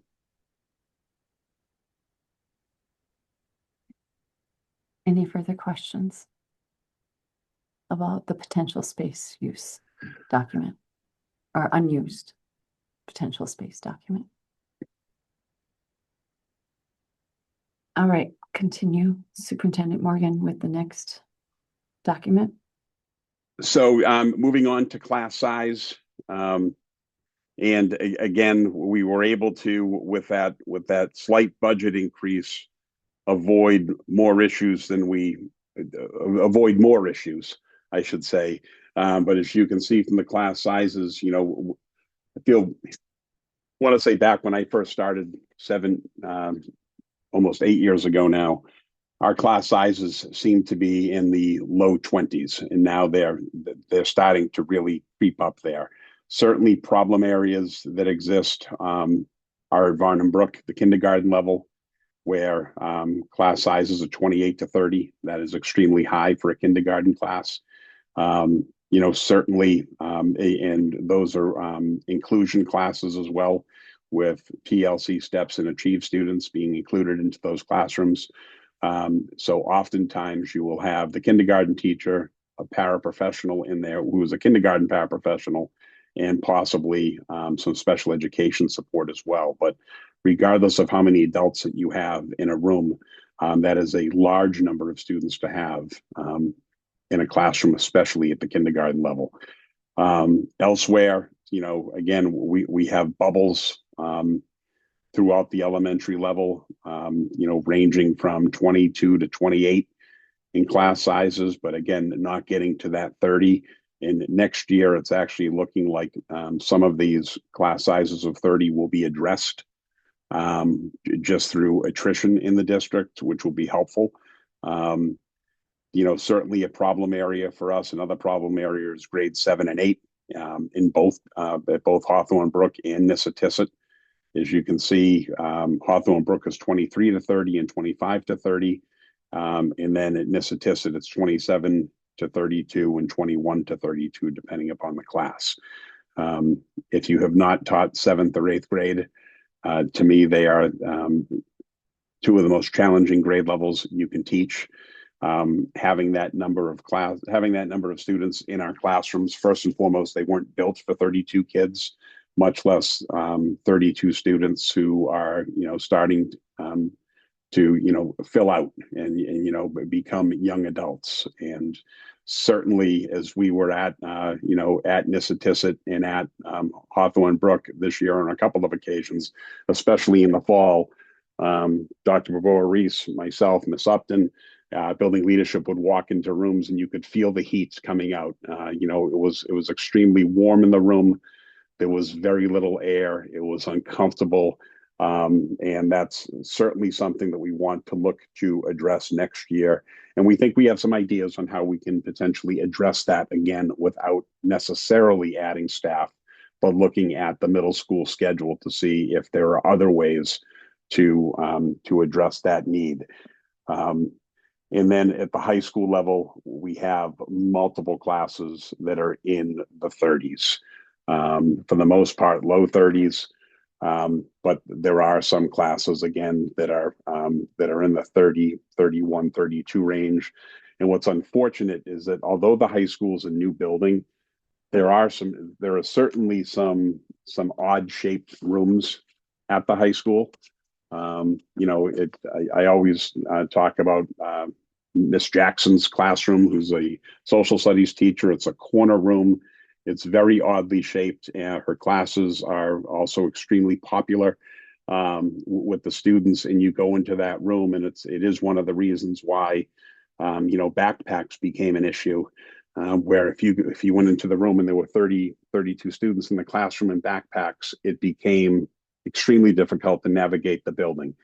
I'm not sure if Keenan would agree. I know that he was likely in some of those classes, but again, working to try to address class sizes is going to be a challenge at the high school because, again, unlike the elementary level where you can hire a teacher, oftentimes at the high school level, it may be hiring a fraction of a teacher to address a couple of sections that are large. And unfortunately, where it's content specific and license specific, finding, a 0.2 or a 0.4 in social studies, and then, can we have that person do a 0.4 in something else? It's a challenge. It's very, very difficult to find people that are licensed in more than one area at the high school level. So oftentimes you are stuck with having to either keep the classes large or potentially look at hiring a full 1.0 and then having class sizes that are really small. So it's a difficult balance. I will say that I know Ms. Smith works to have some of the honors and advanced placement classes, high student numbers, because oftentimes, especially the AP classes where it is a prescribed curriculum, students are tend to be a little bit more self-driven, and classroom management may not always be an issue, which allows us to have smaller inclusion classrooms in some cases, but that is certainly not possible all the time either. So again, as far as looking at the space that we have available, do we have the space to address some of these class size issues? Yes, we do. But even looking into next year, the likelihood of us having to hire more staff to address the class size issues, just in looking at the numbers now, does not look like it's going to be necessary. Just the way that things are working out. So the hope is that next year we're going to be able to bring those class sizes, if we do get our FY27 budget approved, down to a number that's a little bit more reasonable. When I say reasonable, I'm talking about, our larger class sizes being 25, 26, as opposed to 30. Dr. Reese, did I miss anything? Nancy, Kevin, Ms. Haynes, Mr. Cormier, sorry, Dr. Cormier.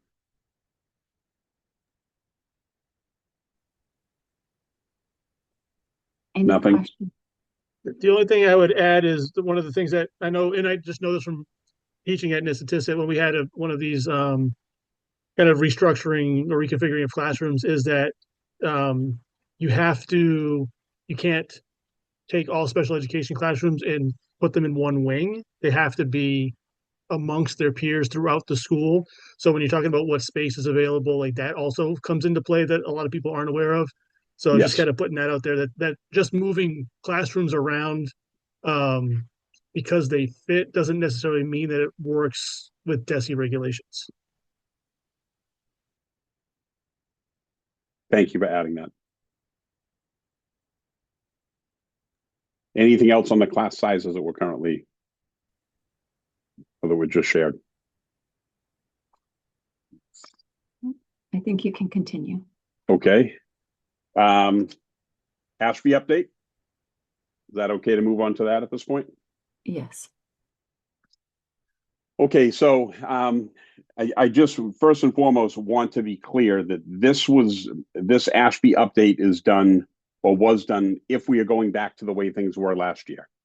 It did not take into consideration swapping out another building at this point in time.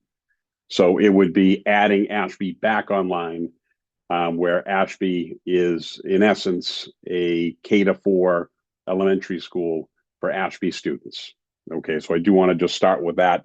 And if you want us to look at something else, we can certainly do that. But I also want to add that the only other building that truly makes sense to potentially close, and I know we talked about other options last year, would likely be Spalding, primarily because of the clawback money and the MSBA numbers, the way that it works out.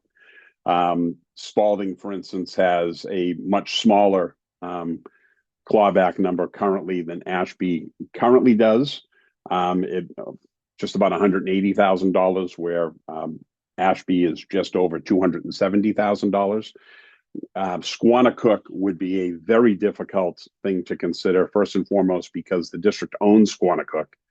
But secondly, we have $2 million in debt service to Squannacook and likely a much higher clawback number because that project is not even closed out at this point. It's still an ongoing project. So the clawback money for that would likely be very, very high.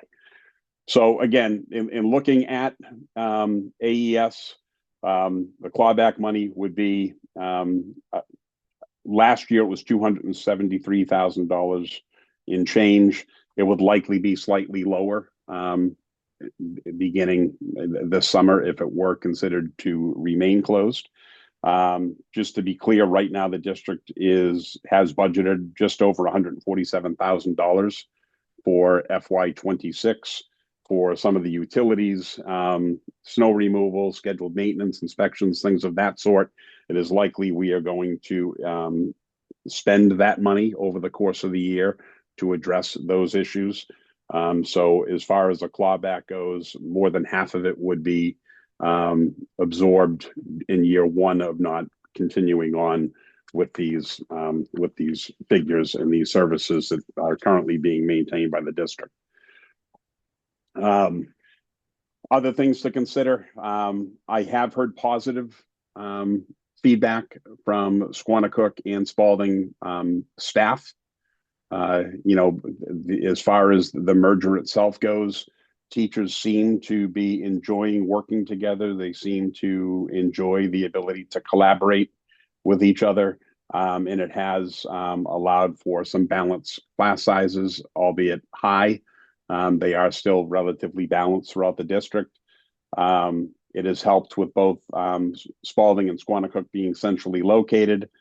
It allows for, if there are classroom issues, it allows for students to be moved. And we have had that happen a couple of times this year already, where students were able to move student sections. That it's helpful to have more than one section in a school so that you're able to do that at every grade level. As far as transportation, again, I'm not going to say that the bus rides aren't long. They are long, but this has been by far our smoothest year for transportation. Students are getting to school on time. They're also getting picked up on time. This is the first year that I've had that happen on a consistent basis. I do not hear from D or from parents regarding kids getting dropped off late, the bus not showing up, kids being to school late or getting dropped off too late in the afternoon. as you can see, I did ask Dee last week, what are our latest buses to arrive home in the afternoon? And you can see that Ashby's the latest bus to the last stop in Ashby is at 3:58. Pepperell's at 3:49, and Townsend is at 4:06. So overall, I would say that, our bus rides, if you look at 3:49 to 4:06, we're looking at basically 17 minutes of swing time between Pepperell and Townsend being, the last runs. But overall, it is fairly balanced. We do have to look at the AES handicap accessibility issue above and beyond the complaint that was filed. The chairlift has gone well beyond its end of life. And that is something that will be up for inspection again this coming May. There is never a guarantee that the parts will be available for us to address that if it does not pass inspection.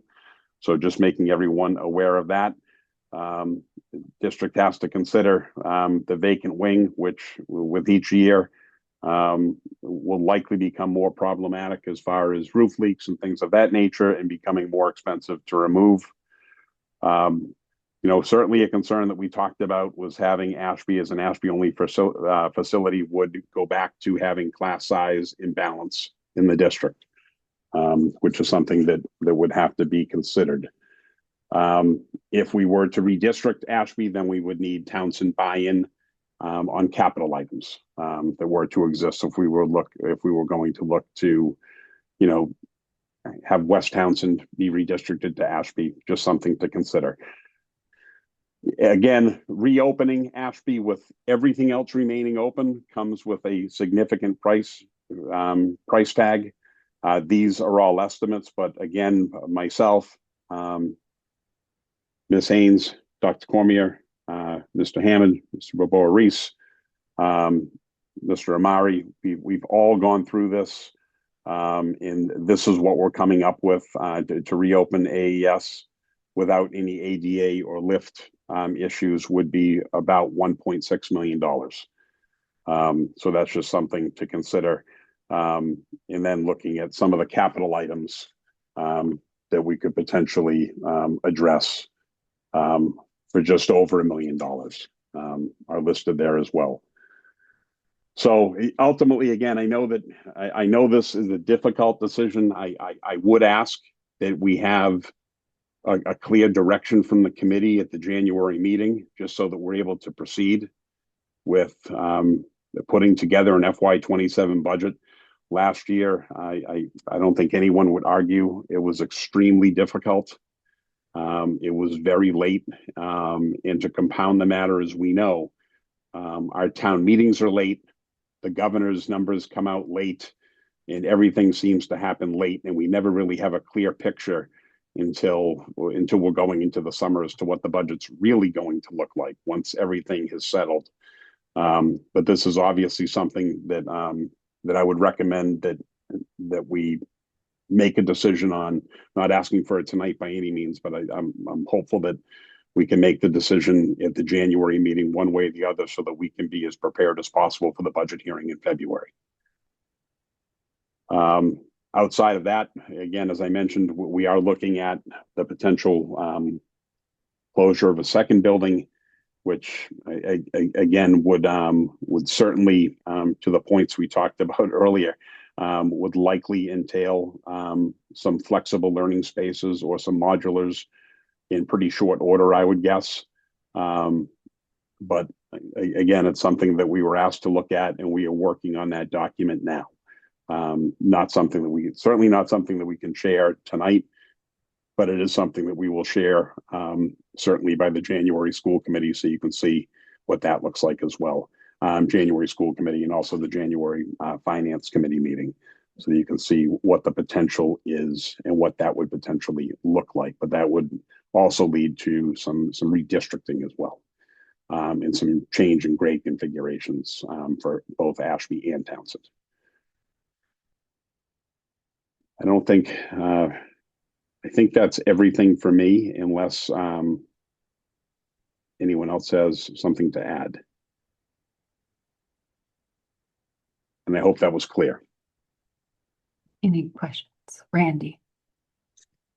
Yeah, that was very clear, Brad. Thank you for this document. The only thing I would add to this document is it does not take into consider solar, which we've never gotten an answer from Ashby whether they want to take over the solar. If they don't, it's approximately $160,000 for early termination of our PPA.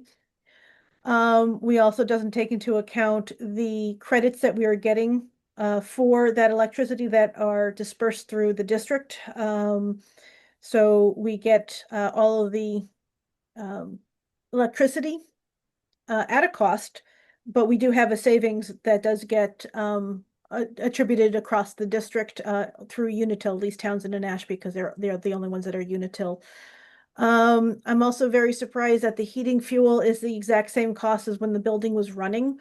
I hope we're not keeping the building at full temperature for what we need the kids 65, 68. I'm not sure what we usually keep the buildings, but it's surprising that the heating and the electric bills are exactly the same for what we have budgeted this year when nobody's in the building. So I'd like to maybe take a look at that and make sure that we're actually going to be spending what is here in the budget for the school when it is closed down at the moment. And I think those are the biggest things that I would have just with this document. Just please add those other costs so that we can see if the true cost savings and or expenses that are needed. Absolutely. Thank you. Anyone else have any questions about the document? Any additional things that anyone would want? I think I've covered everything that was in the packet. Okay. Randy, you have I another just had, question? I'm sorry, Brad, one more thought on Yeah. something that you can provide the committee is any educational benefits or pros or cons for Ashby kids staying in Ashby and things like that would be helpful to know, just the youngest learners. I know, I think I heard that there is a request from Ashby for at least K-2 to be there. I don't know what other options have been asked for and what's possible, but educationally, at least for those the lowest grades, K-2 or something like that, or pre-K-2, uh, what are we losing by having those kids out of their town?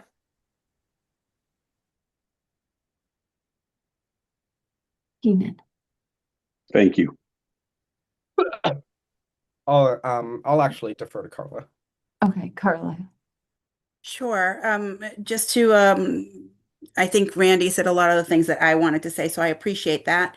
Um, I know you mentioned, things are relatively great between what the teachers are coming back to saying. Have we reached out to the individual towns to see how, the parents are actually perceiving this with the students and so forth? Is there a way to do like a survey? Hey, how are you doing with this change? How do you feel about this change? Just, I'm just curious. I understand we're taking it from the teacher's perspective, but have we actually looked at it from the students and the parents' perspective? And is there a way to do that? So I would say there's likely a way that we could do it with parents. Not that we couldn't do it with students, but we would need parent permission to administer a survey to the students. And then would we only be surveying the Ashby students? And if we were, how would we go about doing that? Where they're basically, it would have to be something that would likely have potentially occur.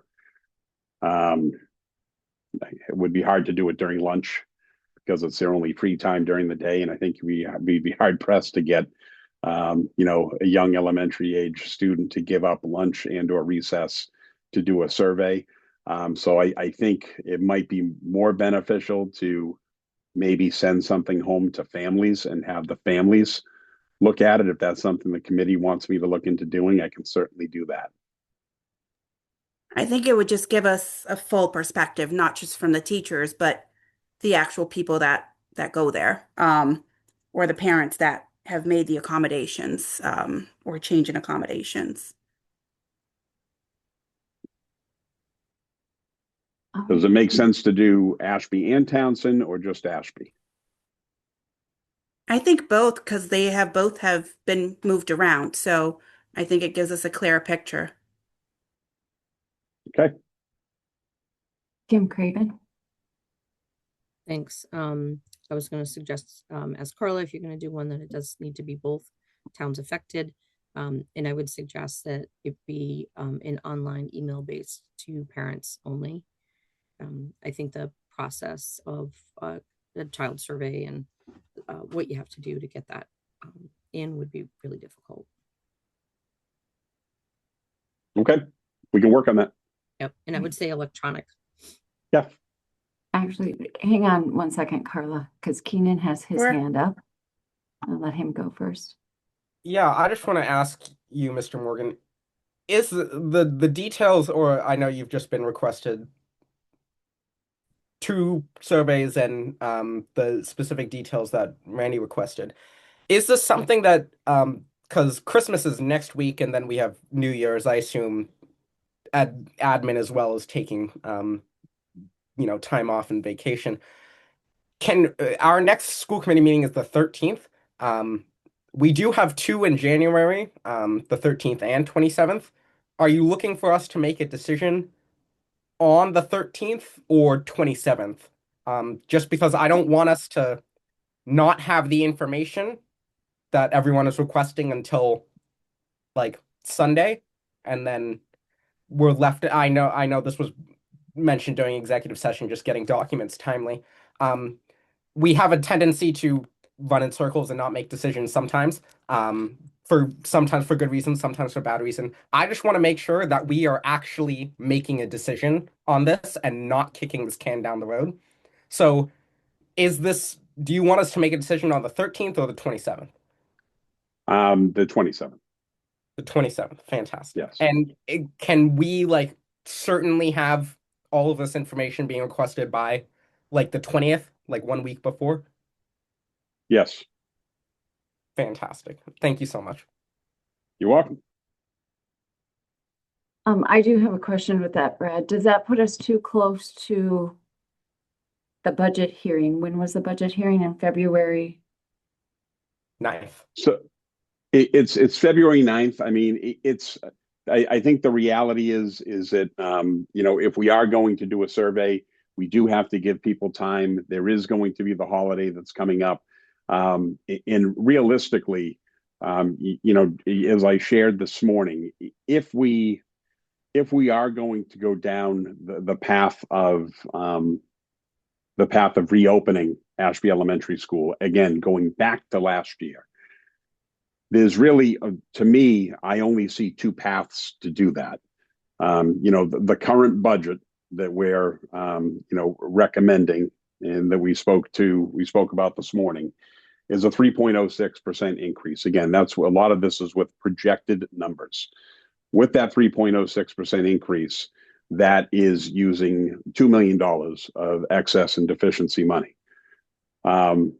If that's where we stop with excess and deficiency money, and the calculus on what it would cost to reopen AES is accurate,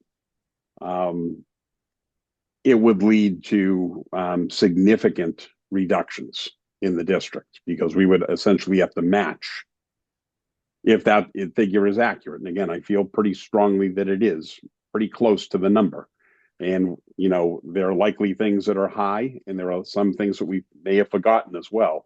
So we would have to balance that off. The only other option would be if we go high and think that our E&D number is going to be certified at $3.5 million, to use all of our E&D for a year and then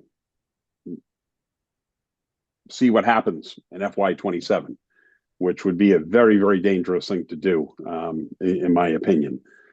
I think even using $2 million of E&D is a lot. I would like to, I don't think I've made it a secret that I would like to move away from it. But part of that is being properly funded by the state. But there's not a lot of wiggle room in this budget. We are in the process of presenting to the committee a budget that is very responsible. that's trying to make it so that the towns can afford it. And right now, there's only one town of the three that can even take this on, which again is a projected budget. We're hoping for the best with health insurance and things of that matter. There's only one town that can just take this budget and likely afford it based on our projections right now. That could change. You know, there's another town that would require some work, and then there's another town that would require extensive work to make a 3.06 work. So again, I just reopening a building and not having there be something else happen would likely have a significant impact on our staffing. Just because again, the numbers high just to reopen a building and just leave it at that and go back to what we were doing. So I'm pretty confident in our numbers at this point. And feel comfortable with it. Again, I wish I could say that we could, you know, get all of our asks and have our class sizes where they need to be. And I think if we were treated fairly, we would be. But unfortunately, I don't feel as though North Middlesex is treated fairly when it comes to funding. We have gotten very little to no help from the state, and with the potential of losing Title I funding next year on top of everything else, you know, that's something else that we're not, you know, necessarily planning for at this point. You know, the hope is that, you know, that things will change and we will get that Title I funding. If we lose that Title I funding, you know, that could have a substantial impact on what the district's able to offer, not necessarily, you know, a dollar figure impact on the district, but what the district is able to offer our students. Gary, is that fair? Yeah, I think this concerns not just with Title I, but all the Title I grants Yes. federally funded. Carla, and then I'll go to Jackie. Whoops, you're on mute, Carla. I'll let Jackie go first because I'm Okay. All right. Jackie. Just a quick question. Thank you. So I did see that Ashby did administer a survey. Does that get at some of the answers that we are looking for? Does anyone know? Carla is going to address that in her liaison part Yep. of the meeting. Okay. And so, because it was done by the town and not the school committee. If that answers your question, Jackie. Yeah, I mean, love to hear what you think of it, Carla. Okay. All right, go ahead, Carla. Yeah, I think, you know, coming from the district, I think would be more ideal because we get the actual parents' feedback. The survey that went out from Ashby, the town itself, was not directed at the parents itself of the students that have made the modification or from, you know, from Townsend as well. But it's just from the district as a whole. I think we will have some answers to some of this, what the town feels like, you know, should the actual survey was what are the other options that the building could be used for? You know, are we thinking about potentially sharing costs with the school district? So I think some of it will have some insight into some of the, you know, what can be done to you know, with AES, sharing costs, potentially adding other things into that building, or what the actual community wants as a whole, you know, for the building. But I think the survey that, you know, I mentioned, you know, asked of from Brad Morgan is, you know, he mentioned that everyone's, you know, doing very well with the adjustment, which is great from a teacher's perspective, but I'd like to see it from a parent's perspective that have made the adjustment. And I think it is good to have an electronic survey, but the additional thing that I was going to ask is, you know, I think most parents, there should be a question there where parents actually ask the student, you know, how are you feeling with the change? Because I mean, me as a parent, I know how my kid feels about it because he speaks to me about it, but some parents might actually need to go and make that question, you know, how do you feel about it? So I think that will give us a better insight overall as to what the perception is with the change, and you know, that's my 2 cents. And the survey did go out. We don't have the results as of yet, but we had, a really good, and that was going to be part of my next, review there. But, just since Jackie asked, I can give you a little bit more detail on the next topic. Keenan.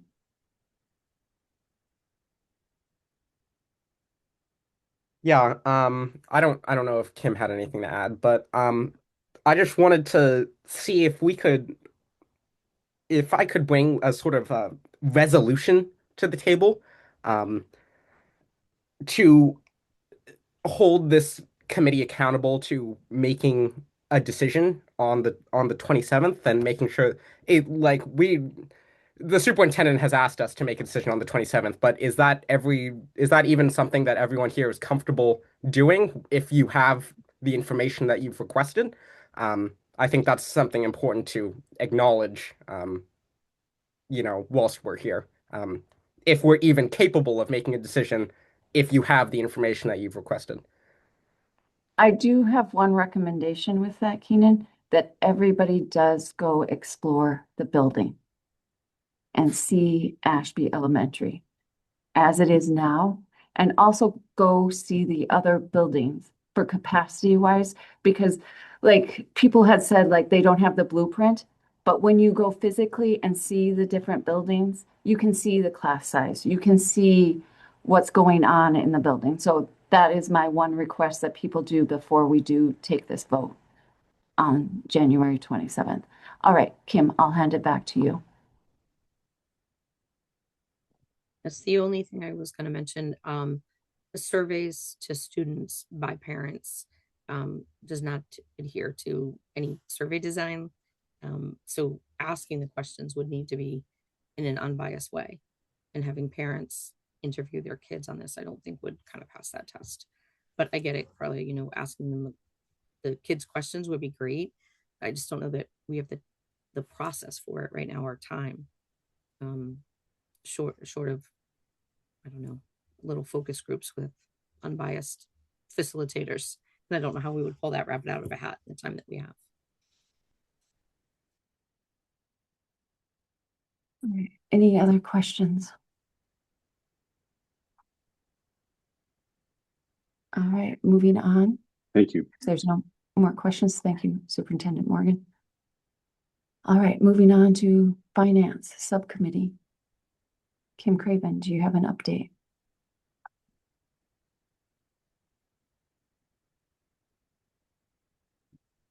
Whoops, you're on mute, Kim. Did I just blank? Did you say, are we missing goals? Oh, no, we are going to the goals. Sorry, I skipped Okay, over so goals. it's like, wait, I didn't think I was next. Sorry. We're going back to goals. All right. In the packet, the committee will see the 3 goals that were created at the workshop. So I will read the 3 goals that the people that attended the workshop came through with. It's 1 is create a school committee handbook, which is a professional development for the team. 2 is to start to research and formulate artificial intelligence policies for the district. This aligns with the district improvement and aligns with Superintendent Morgan's goal number 2.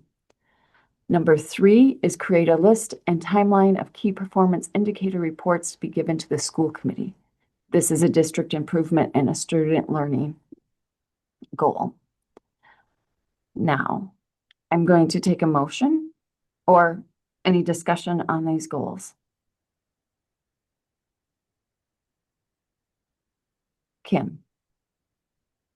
So unfortunately, this was a meeting that I couldn't attend, but not that I have a problem with what's listed on the paper in sort of theory. I'm just getting back to that page because I flipped to something else.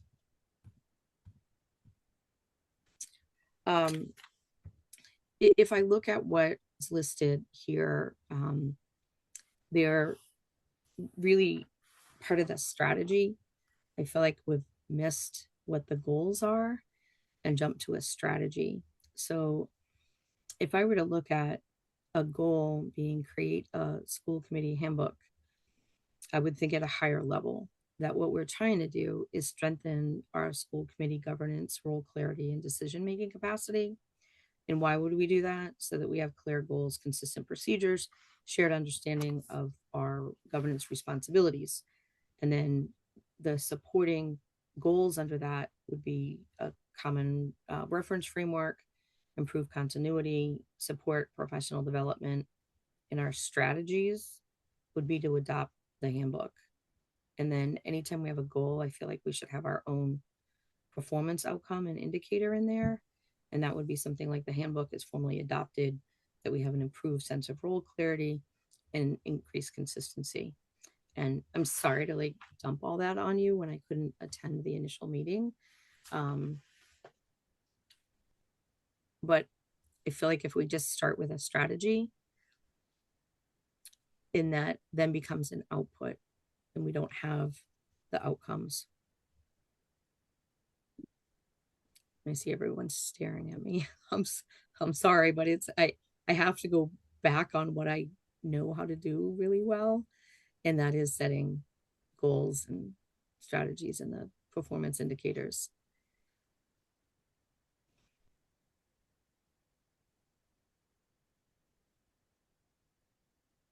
Well, it. Oh, Go I guess. ahead, Mike. Yeah, Mike, so you started. Go ahead. it seems like what we can do is we can, well, it sounds like there's a lot of refinement that we could do with these goals. I mean, this is just a sort of a draft to get us started, it sounds like, and we can always expand upon these or sort of rework it to be like, okay, these are actually more of outcomes, or what did you say they were? It's so the create the handbook is a strategy. It's an Strategy, output. yeah, okay, so Yeah, like reorganize it so that you have the goals, and like these are strategies that are going to be used to sort of achieve these goals, and reorganize it a little bit just to make it fit that kind of rubric that you outlined there. But that could be something that we do as part of the sort of the next steps for each of these. Like within the working group Yeah, that would yeah, keep this so goal like on. so the school committee handbook working group could become the sort of the, rather than just being about the handbook, it'll be about that sort of broader goal, with the handbook being the strategy.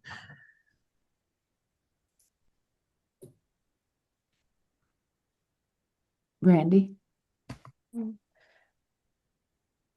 I do agree that these could use some outcomes for them and ways to be able to evaluate whether we've achieved them. But we have created, as a school committee, every 3 or 5 years, depending on what we're doing at the time, we do have a strategic plan for the district.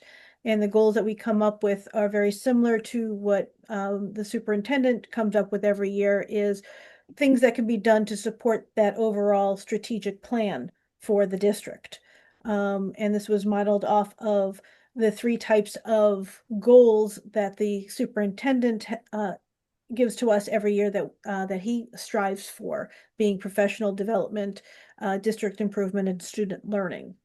And that is how we came up with these. Again, I agree that they need to be a little bit more refined to be SMART goals. But I would say that these are definitely goals, and we have the strategic plan that we're at the higher level that we're trying to achieve.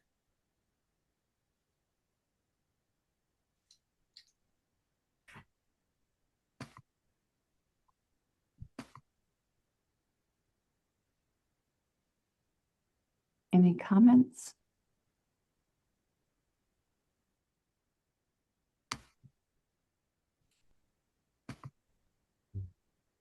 Jackie?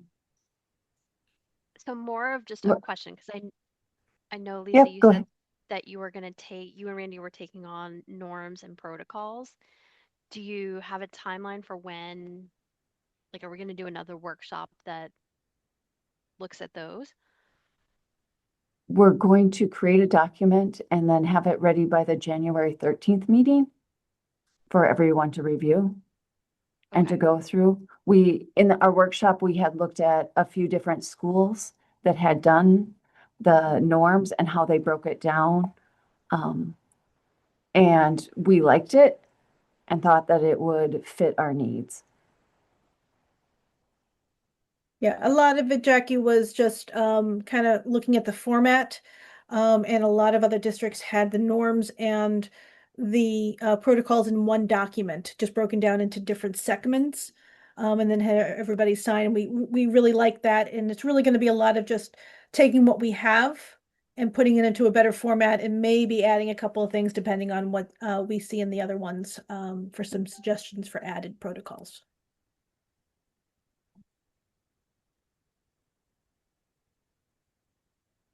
So it will look very similar to, or the protocols and the norms will be very similar to what our document has. And Randy can pass, like she had given me some links. She can pass those along to the committee so everyone can just take a look at what we're looking at as just informational for everyone.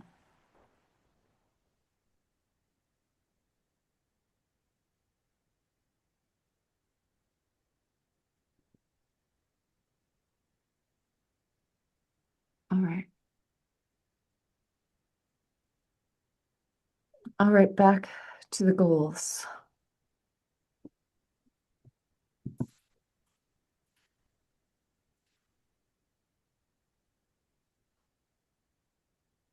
I mean, we can certainly look at, sorry, Lisa, we can look at setting up a couple of people to work on this and to get those smart parts of this, but I really think it's already late in the year and we should get started on something, at least in a direction. Whereas I think having SMART goals could be just created for the next meeting, but that's at least progress going towards these.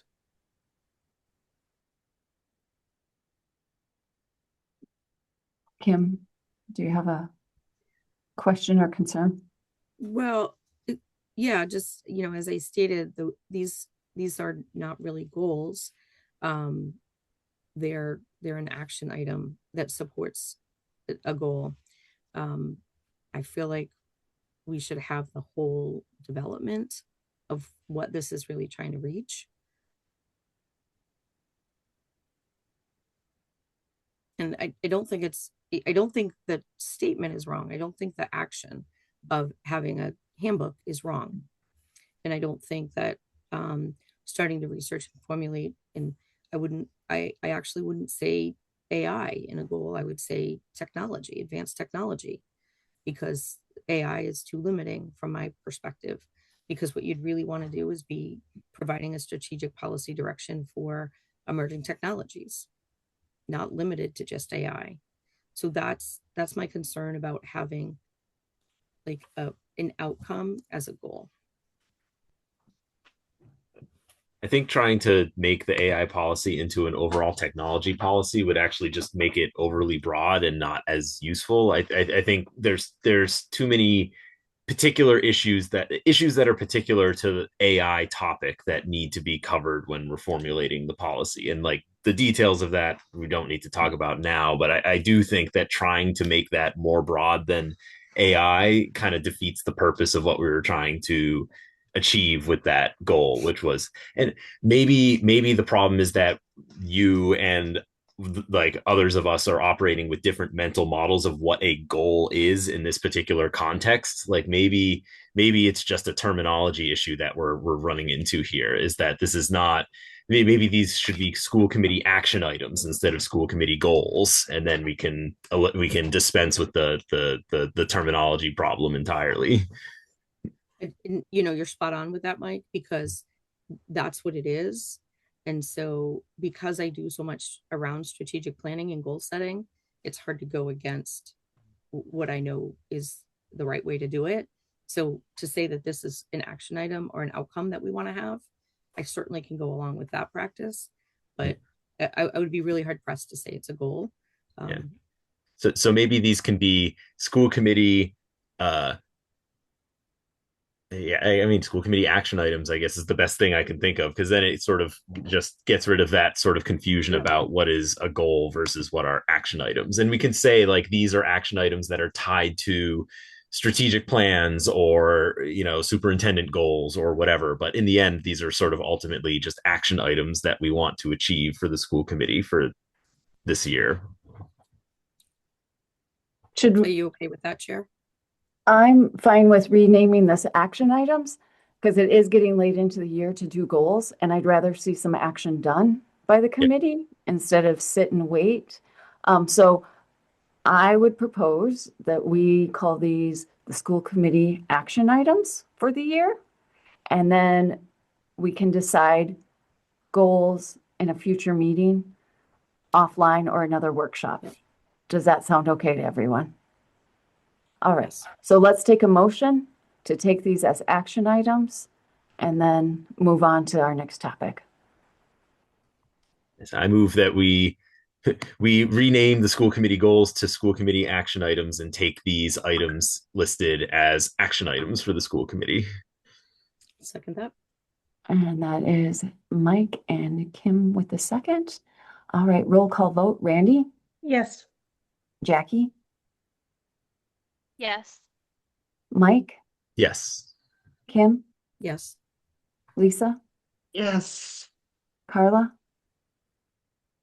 Yes. Alexander, Yes. and myself as yes. Keenan did have to step away, so he's left the meeting. All right, moving on to the next item. Now we're going to finance, Kim. Okay. Thank you.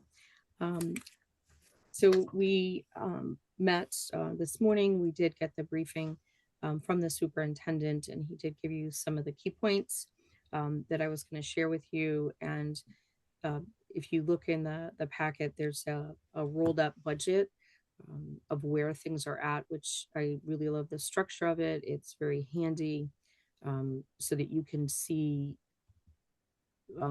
the changes from year over year. And there's some subcategories in there, so I would definitely draw your attention to that.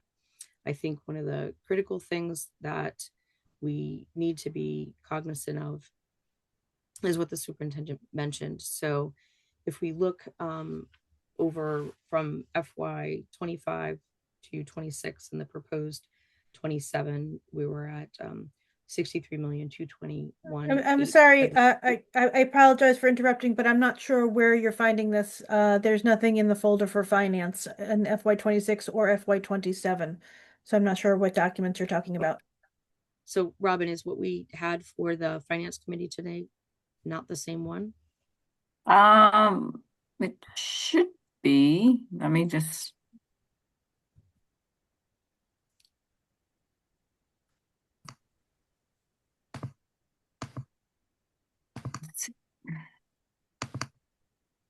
Yeah, it's there, Randy. Page 140. Anything either in the folders. Yeah, I'm looking in the for this meeting, the subcommittee reports finance folder. There's an FY26 and FY27 folder in there, but I don't see anything in either of them. Yeah, I don't know why it's not there. So how come it's on page 140 of what I'm looking at? Are you looking at the Are you looking at the school committee packet, the PDF? Because I have it on 115. yeah. You're So- looking at the merged packet. Yeah, So it's in the merged packet. yeah, that's what I'm looking at. Yeah, on page 140. It's Merged packet. it's the very last folder. Is it there? Oh, there it is. Okay. Okay. Thank you. I still don't see it in the merged packet. Sorry. No, it's on the actual agenda. I had so Can many you bring it tabs up on the open. screen? Yeah, it's on the agenda. If you click on the link on the agenda.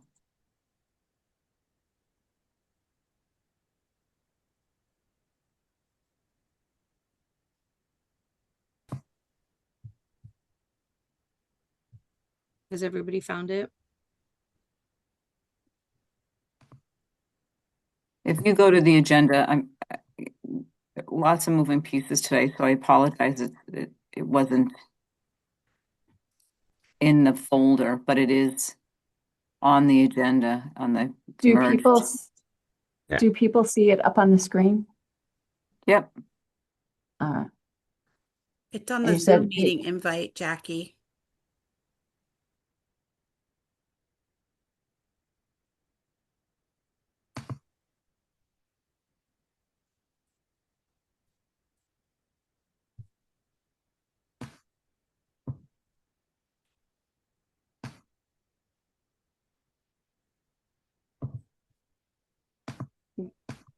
Is everyone okay with me just going off Lisa's screen while you guys try to find it?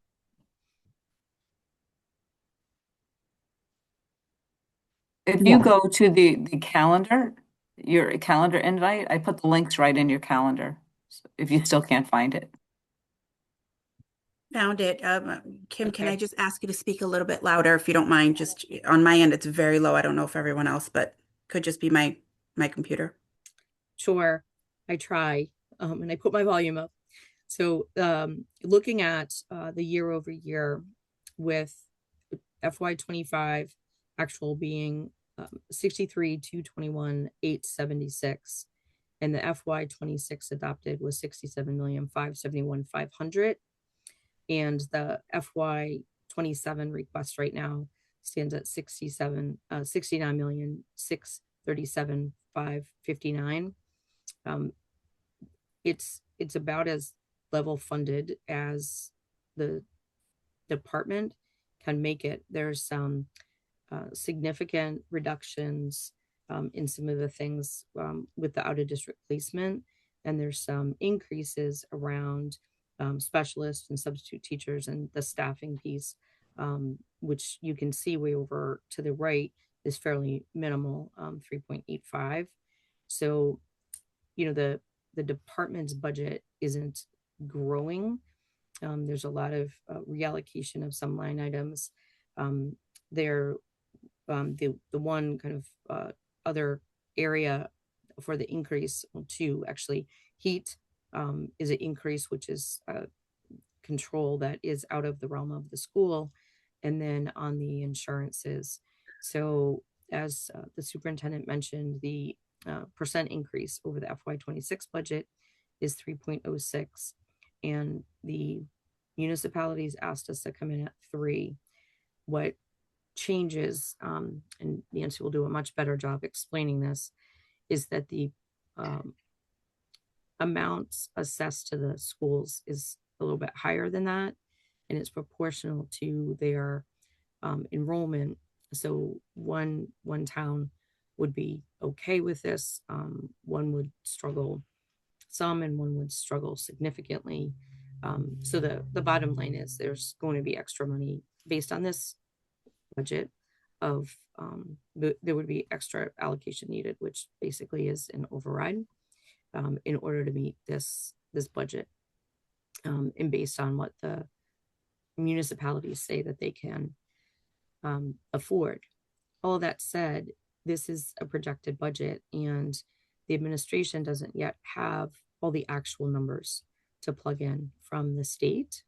So we can look at this and see that there's been a good job of asked in our finance committee meeting for everyone to go back and kind of look at any of the cost areas. And Dr. Cormier did run an analysis with some areas over the past few years that have been underspent to see if there's any trends that could be tweaked a little bit to try to save some money. And the superintendent expressed that there might be some additional funding coming forward from the collaborative, but all of those are unknowns at this point. So what has been presented by the administration is the best budget that they can do with the information that they have on hand, and pending the governor's budget and the school allocations, we won't have the final figures for 5 or 6 weeks at this point.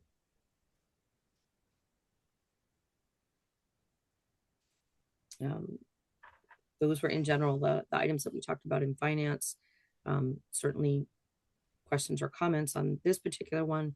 The other thing that we review each meeting is the FY26 budget, just to be apprised of any changes that were unexpected. And as of this time, there's not any. We did talk about some of the same things that we are talking about here, reallocation of the buildings, any cost savings, if there is closures coming up on the reconfigurations of the classrooms, just looking at any and all possibilities of what might be prudent or realistic moving forward. And then we did have the questions about any of the impact on the Ashby ADA compliance, which we won't know. We learned after it was put on the agenda that we won't know that till after the 18th.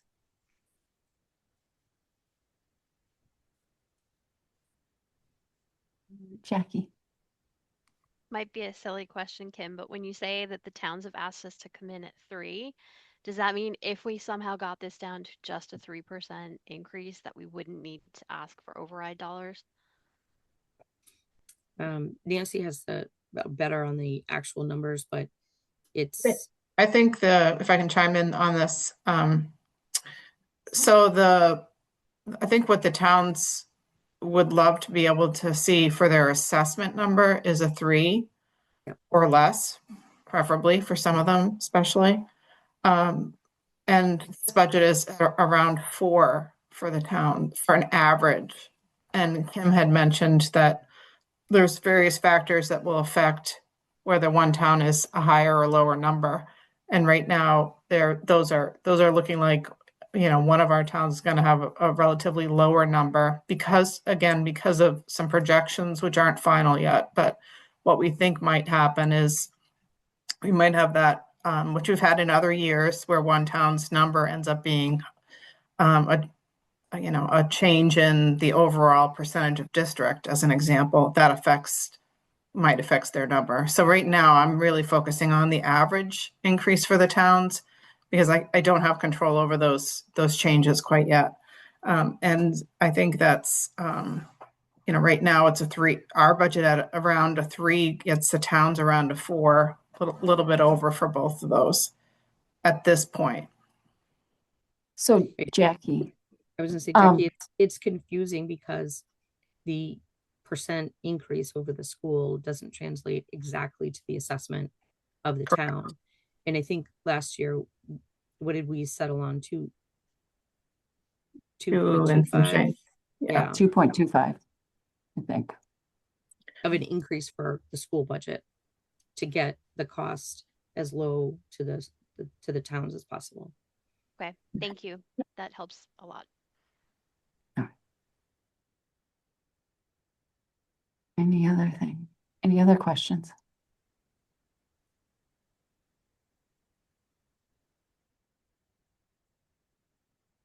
All right, moving on.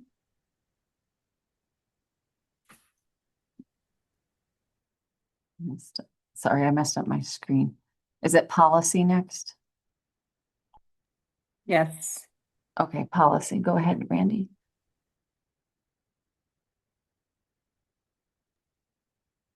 You're on mute, Randy. Sorry, I was just saying, let me go and find my agenda. Hold on. I had it open and then I closed it by accident. Okay. So there was one added, it is not on the agenda in the packet, but it is on the agenda for what was put out to the public and on the merged.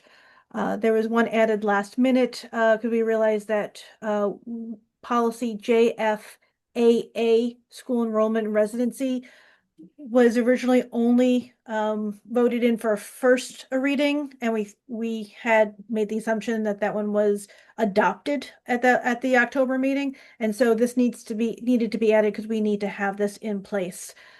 So the first policy I have is policy JFAA, school enrollment residency. I have not had any feedback from anybody in the community or in the district as far as changes that they would like to see on this or questions that they had on this. So I will move that the school committee approve policy JFAA, school enrollment residency, for adoption as presented. A second. That was Randy and Lisa Bloom with the second. All right, roll call vote. Randy. Yes. Mike. Yes. Kim. Yes. Alexander. Yes. Carla. Yes. Lisa Bloom. Yes. Jackie White, Yes. and myself is yes. All right. Okay, and the second policy that's up for adoption, again, I have not heard any feedback from anybody in the community or from the school district as far as questions or changes that were requested. So I am going to move that the school committee vote to approve policy FCB, retirement of facilities, for adoption as presented. I second. Any questions from the committee? All right, that was Randy and Lisa Bloom with a second. Kim, I'm going back and forth between the documents here. So on this particular one here, after reading it, looking at things in the most recent discussions that we're having, I like most of it. There again, the structure sometimes can be a little hard. So I think the first part is the purpose, and then the second part just becomes a little bit too opinions for me. Retiring a school building should never be a quick decision unless it's an immediate safety. That paragraph there, I feel like it's too, I don't know. I feel like we bring emotion into it somehow. I like it to be more factual with the considerations. And I think you can have those things in the bottom part where you have a closing study will include direct involvement from the town officials. So I feel like we can cover all of that with different wording down below.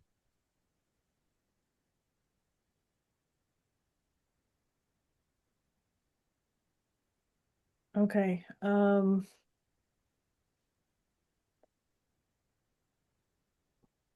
Again, I would suggest that you, in writing, give a suggestion that this policy subcommittee can take a look at and see. I think I understand what you're saying, but the best way to get your point across will just be to mark up the document and send it. Okay. so then do we want to, I don't know, the next procedure, because we have a vote on the floor. Is it to table it? If we did it, I would say table to a time certain of the January 13th meeting so that I'll have it to the committee for their January 6th meeting. Yep. Okay, so you make the motion, Kim.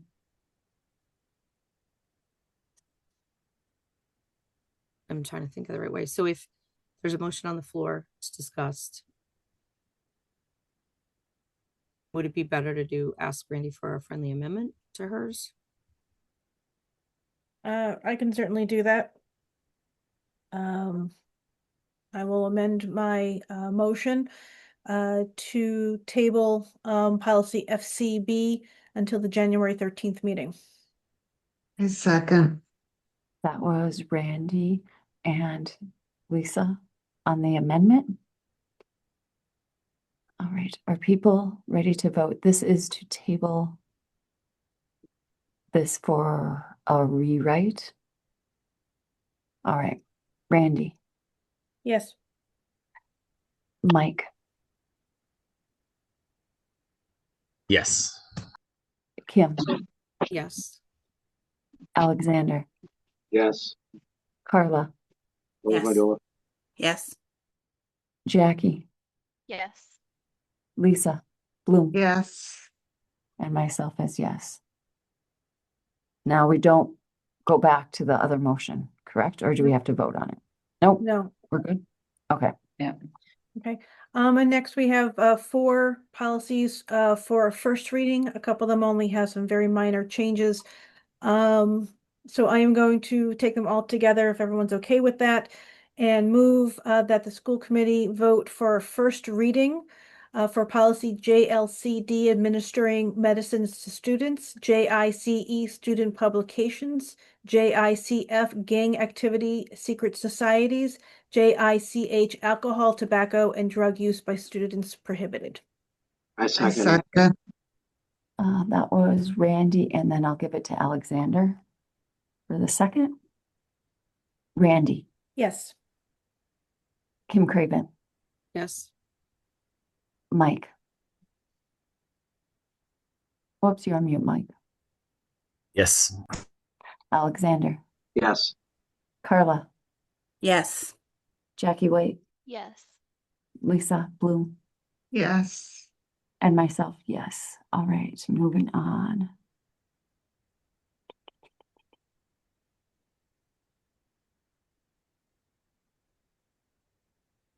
All right, then we have Keenan has exited, SC operations, no. And then we have community outreach and liaisons. Carla, you have Ashby. Oh, yes. So I shared with Lisa, and it's in the packet, the questions to the survey that went out. So we had some delay in getting this out because Ashby didn't have access to like a survey monkey. So we were waiting on a outreach to MRPC to see if they could use their survey monkey to send this out. So we were hoping to have a survey done before last meeting, but we just had this out the beginning of last week and made some tweaks to it. So the main goal is really Ashby is just outreaching and exploring what's the best use of Ashby Elementary School, and what the community feels about it. You know, do they want to keep it as an elementary school? Do they want to, are they okay with repurposing it? Does the community feel okay with partnering? And seeing what other potentials we have there, maybe even to bring additional funds and share costs with the district if that's, you know, another option as well, to actually keep it as an elementary school as well. It seems to be like the town administrator did, you know, strongly share that, you know, the community has spoken in the past that they're looking to keep it at least a K-2 as a potential, but, you know, this is something that we wanted to send out to the community and see what the community felt about it. So, Jackie, to answer your question, it wasn't just to the parents of the students, but really as, you know, the town as a whole. So the questions on there, as you can see, you know, if they're residents of Ashby or not, or do they live in Ashby? And then if they have a student, you know, we'll have those details if they have a child that attends one of the district schools or not. And then another question was, you know, if they don't have it now, have they had one previously attended the school district? Because there are some parents that have choiced out with the change. So I think that'll help us get a better understanding as well. And then there was some ranking of, you know, what would be the community educational use. Please rank the levels, you know, of potential programs that they found that the school building should be used at. Is it a public elementary school, a technical vocational training, early childhood center, or lease this out, you know, lease out the building, sell the building. And then there's an option also for other use so people can actually chime in and provide other suggestions that were not given here if they have. And then I think it goes down to benefits as well as a community. Which of the following outcomes would support the school?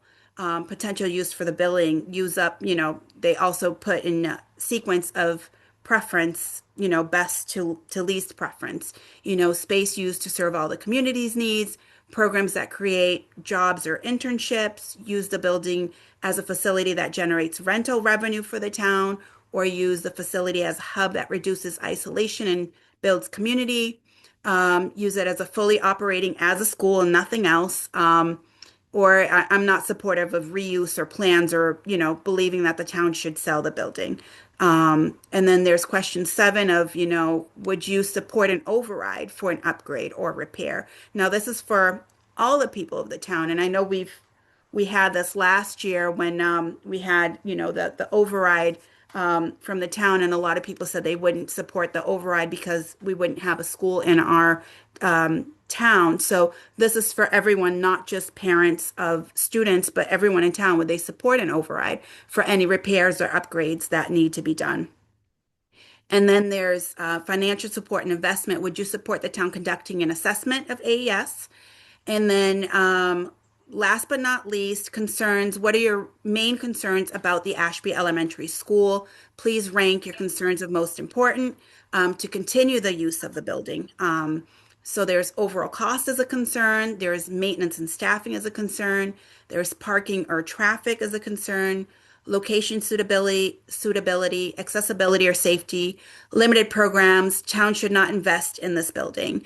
And then there's, that last spot we left blank so people can actually share back any other ideas that they have, for potential use of the building other than just an elementary school or any other collaborations that they may have. So this is a proactive outreach that the town has done to share back with the district and hoping to share this back on the next meeting, all the results of the survey and potential any other suggestions that the town may have to collaborate with the school district to try to keep it as a school, at least for the K-2 younger learners.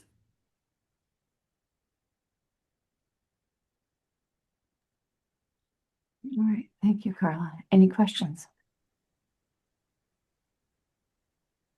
So we should have results. I think Mary said she wants to keep this running for at least a full week going forward. And then once I do have results, I'll share this back with Lisa to share with, the committee. All right.